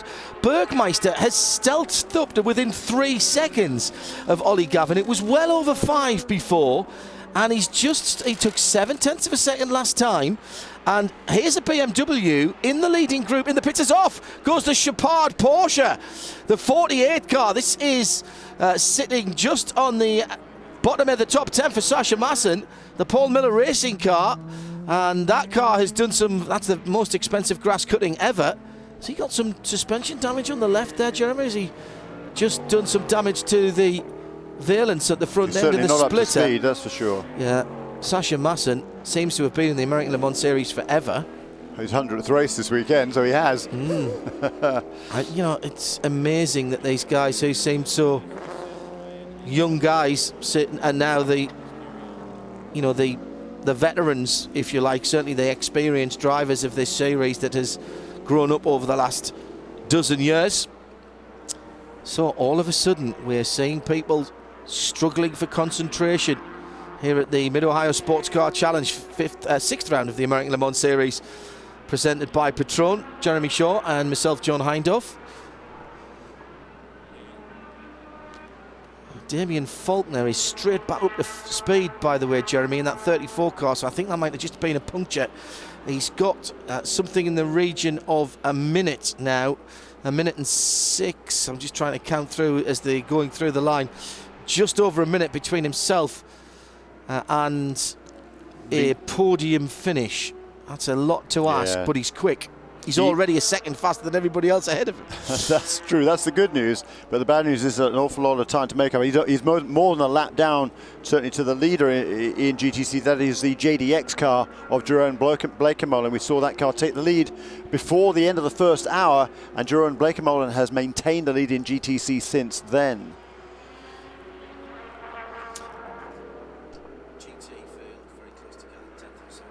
Ollie Gavin and Jörg Bergmeister have closed right back up as well. At the head of the field, it's Graf in P2. It's Christophe Bouchou, and that's closing down as well, with Martin Plowman taking some 2.5 seconds out of Bouchou last time around. Less than 4 seconds between the two leaders in P2, and a lot less than that between the leaders in GT. Marino Franchitti hasn't closed in on Ryan DL. He's still 24 seconds back. He was 20, so that's in fact gone the other way between the two Scotsmen. But we heard a little while ago that Ryan DL in that leading car was struggling to make it to the end on this tank of fuel. Let's check back in with the GT, and there's the visual confirmation as Plowman comes through, trying to desperately to make up time on Christophe Bouchou, who is only 4 seconds up the road, and that is exactly what Jörg Bergmeister, my tall German, as Pat Long called him when he put him in the car, didn't want to see. And there's been some contact with Ollie Gavin as well in the last few minutes. Here it is. Now, he's behind one of the... Oh dear, that's the... Now, that's Bouchou, is it not? It is Bouchou. Wow. That is the leader in P2, behind the Green Hornet Porsche. I was wondering if it was going to be the Porsche that was attracting cars like a magnet. But it was the 055, so that's why Bouchou had the slow lap, Jeremy. He was down in the 19s. Yeah, and he's damaged the rear end of that car, the bodywork on that car, and you know, if that piece is going to be dangling around like that, he's got to hope it falls off, because it's just dangling around. That's not particularly safe for the guys who are pursuing him. So yeah, was that a mistake? It was certainly a bold move there by Christophe Bouchou to dive down to the inside. Now, Corvette versus Porsche, and Ollie Gavin at the moment just not able to pull out as he did early in the stint. Is this another masterful run by Flying Lizards, timing their run fantastic? Rooftop rear giving us that nice close-up shot of the damage there, and great to have him back at rooftop rear. Our camera team brought from the best in motorsport to join us here at Mid-Ohio, and thanks to all of them and our technical staff for getting us on the air and making sure that everyone sees these great pictures. Jeremy and I, a lot of people saying nice things about what we do, but we've got a team behind us, Jeremy, and it would be not going to sit there without the pictures to watch. So thanks to all the camera people. And I just get a feeling, you know, that Ollie Gavin, as we look down from the BMW aerial cam from the helicopter, I think Ollie has not got much more to give. Either there's a question mark over fuel there, and we've already seen one of the BMWs pit, Jeremy, or he's getting a car that he's not quite handling the way he wants to. Yeah, unfortunately I don't have the information for when that car was last onto pit lane. So you can do just around about an hour, a little bit more on a tank of fuel. And we'll take you all the way to the checkered flag here at Mid-Ohio with Jeremy Shaw and John Hindhaugh when we come back.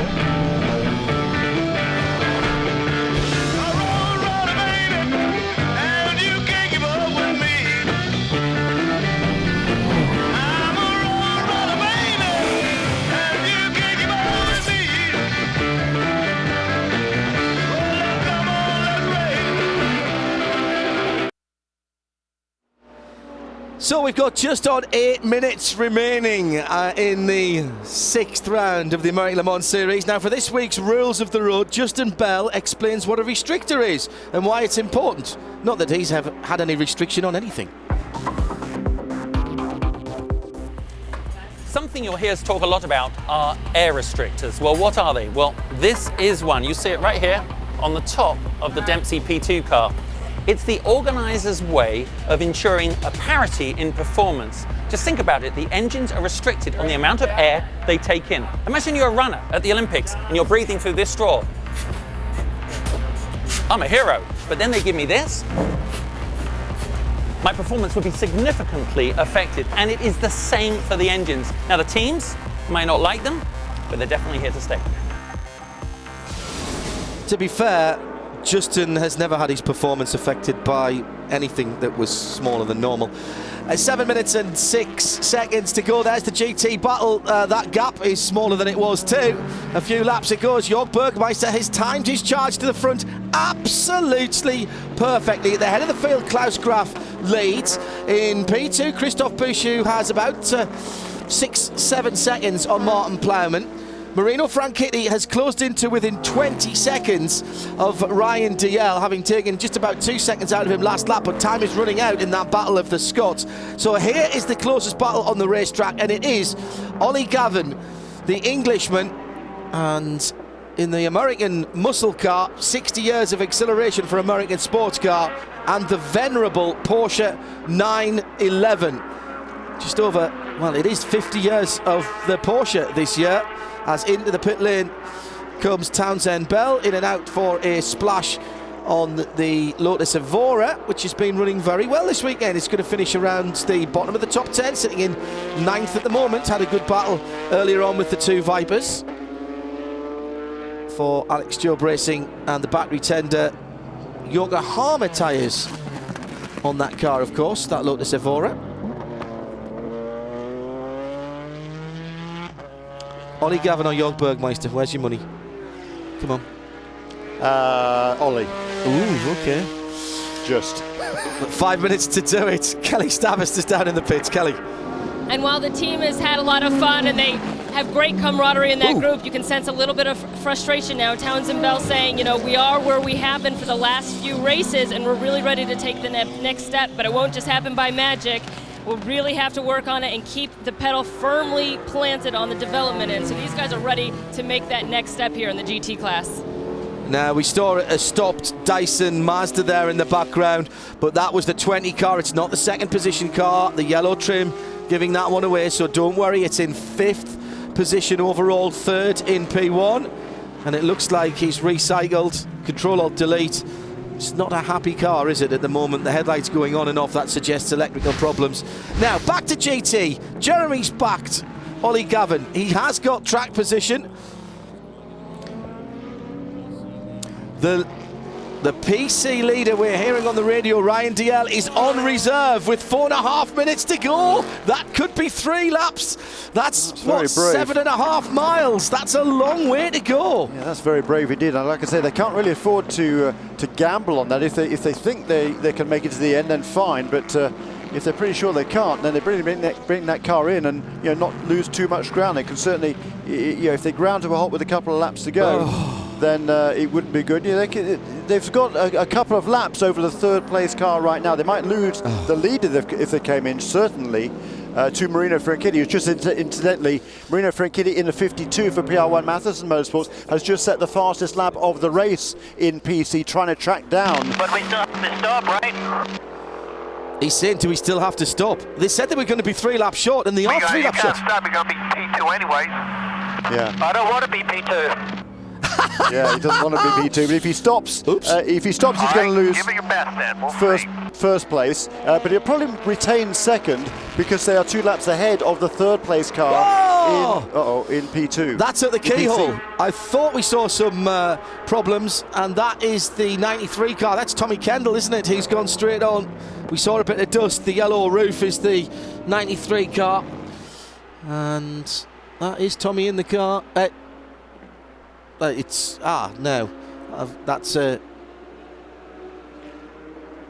well, I think that's Tommy in the car. Now, what's going on here? All kinds of talking and pointing as that car is buried with 3 minutes to go.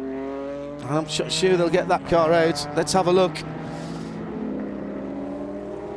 As he comes up the hill, he's got the Alex Job Racing WeatherTech Porsche GTC car right ahead of him.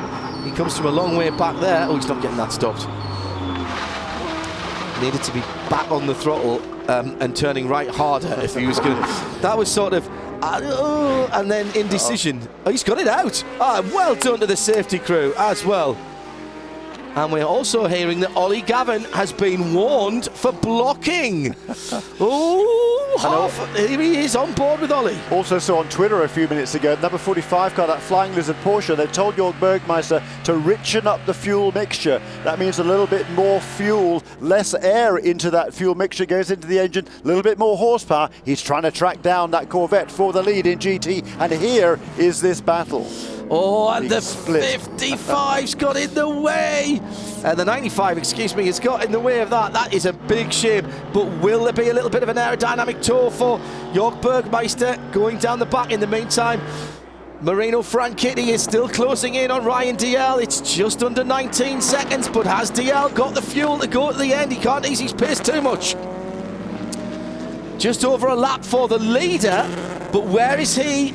And how many times have we said this year, Jeremy? The leader, Klaus Graf, is going to come through at the finish, but where is he on the racetrack? And why are we asking that? Because that could mean a whole extra lap of GT racing.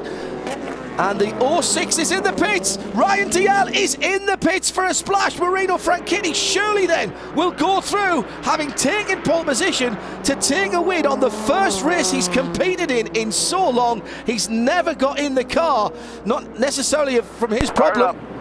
This is going to be close. Where's Marino? Watch for the blue and black car. There he is. He's got through. He's got through. It wasn't close. He's through and gone. And there's the GT battle just coming through behind him. Wow. What a comeback this would be for PR1 Mathiesen Motorsports. They had a car written off 2 weeks ago. The team thrashed to bring their spare car, their older car from California all the way out here. They completely rebuilt that car up effectively during the week after Canadian Tire Motorsport Park. They come here and they've been fast all weekend. They tested that car earlier this week right here at Mid-Ohio Sports Car Course. Got Marino Franchitti happy in that car. And are they going to come away with a win? Townsend Bell in the 23.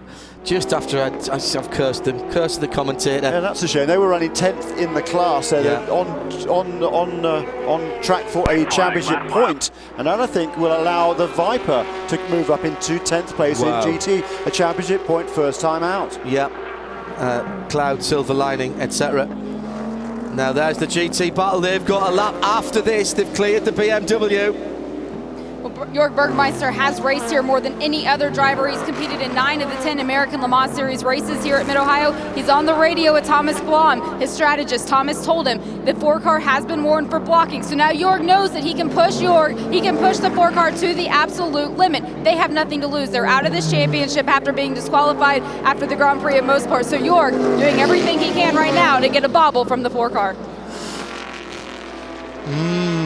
Great stuff. Now where's your money? Still on Ollie? Yeah, I'd rather be out in front. Particularly if I'm somebody with the experience of Oliver Gavin. He doesn't often make mistakes. I can't see him make a mistake. With the white flag out now, there's just one lap to go. No, he's just got to keep it clean now, hit his marks, and bring this car home. Jörg Bergmeister will be trying to stick his nose in, trying to make Ollie go somewhere he shouldn't. Meantime, about 1 3/4 miles ahead of them on the circuit. Here comes Klaus Graf, and it's another victory for Muscle Milk Pickett. Way to go, buddy. Great job, everybody. Great job. 5 in a row for the 6-car. Lucas Lowe leads the applause on the pit lane.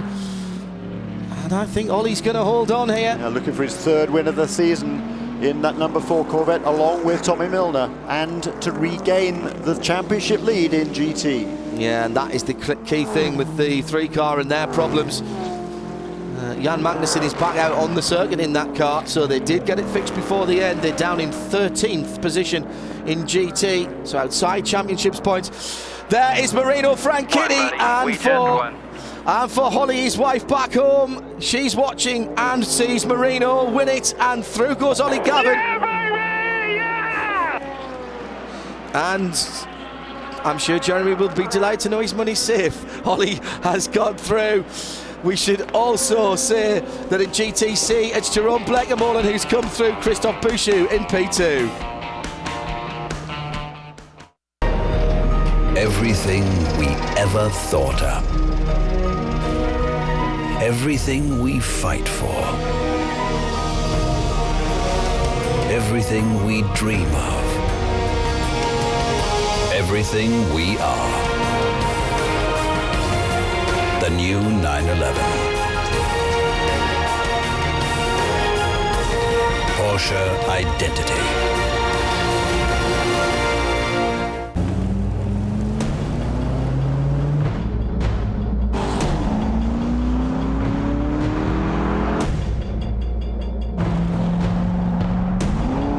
It's not just what we gave the new Corvette 427 that makes it special. It's what we didn't.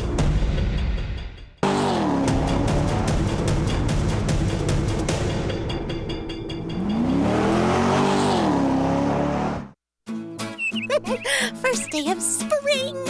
Oh, my battery is perfect. Yep, we've been on a battery tender for 6 years. Oh, I wish I could say the same. What do you mean? Old man forgot to plug me in. Yeah, before I was on a battery tender, I flatlined.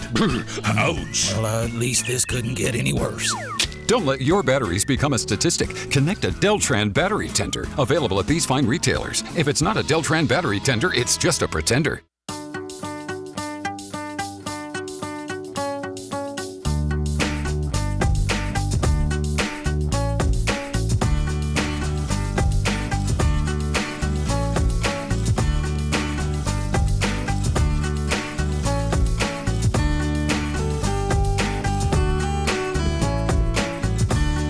When it comes to fun family getaways, it's got to be Holiday Inn Club Vacations. Room to be yourself. Again, we have to take a deep breath at the end of an American Le Mans Series race as the category winners, the class winners, are pulling up at the end of pit lane. 3 of them there already, with Klaus Graf bringing the Muscle Milk Pickett Racing car. Marino Franchitti with the PR1 Matheson Motorsport giving Klaus a little round of applause there. Then that's Bleckermolen and Ollie Gavin. And there is the confirmation of 5 in a row for the Muscle Milk guys. It's a high five here for Muscle Milk and Klaus Graf. 5 overall wins now in a row. You guys actually make it look too easy, but I suspect it's not that simple. No, it's not. I mean, it's still a long race and it was difficult conditions. The track wasn't in the best shape, I think. So we had to do a couple things to make it work, and we did the right changes, and Lucas drove very well in the beginning, and so it was awesome. Great day for Muscle Milk again, 5 in a row. It's great. Congratulations. Thank you. So in GT, it's been a long, hard battle, and the Porsche just lost out to Ollie Gavin and Tommy Milner. For Tommy Milner and Oliver Gavin, it's the 3rd victory of the year for Corvette Racing. But Oliver Gavin, you had pressure the entire closing stint of this race. I know you were working hard. How tough was it? That was pretty tough. But I've just got to thank these guys behind me here. They did a phenomenal job in the pit stop. They were the difference. They really were. And, thank Tommy here for a great opening stint. He just did brilliantly.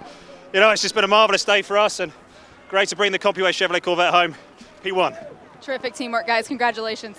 I would just say a shout out for the Hensler and Sellers 17 car, 4th across the line. Ran out of fuel as they went across the line, the Falcon guys. There's the PC results. Marino Franchitti and Rudy Hungo paired for the first time. Marino getting into a racing car, in a race situation for the first time. Pushed the guys ahead of them hard enough to run them out of fuel and take the win. Franchitti took the pole position, and now he gets the victory. There's a lot of talent in this PC class. Did you expect it to be so successful so quickly? I certainly didn't. I don't know what happened to Ryan at the end, but they had a great gap on us, and it was the same the whole time. He was in traffic, I'd gain a little bit. I was in traffic, he gained a bit. The gap was what it was when we came in. So I feel for those guys, but delighted for the PR1 Matheson guys that they've managed to come through a couple of really tough races, and Rudy and I have managed to get to victory lane. It's great news. And word has it your brother Dario is making his way. In fact, I see him just over here. So we've got Dario Franchitti, the Indy champ, and Marino. Hugs all around. There's a couple of guys who know their motor racing. They compete in it. They love it. They're students of the sport, as Jeremy Shaw alongside me would say.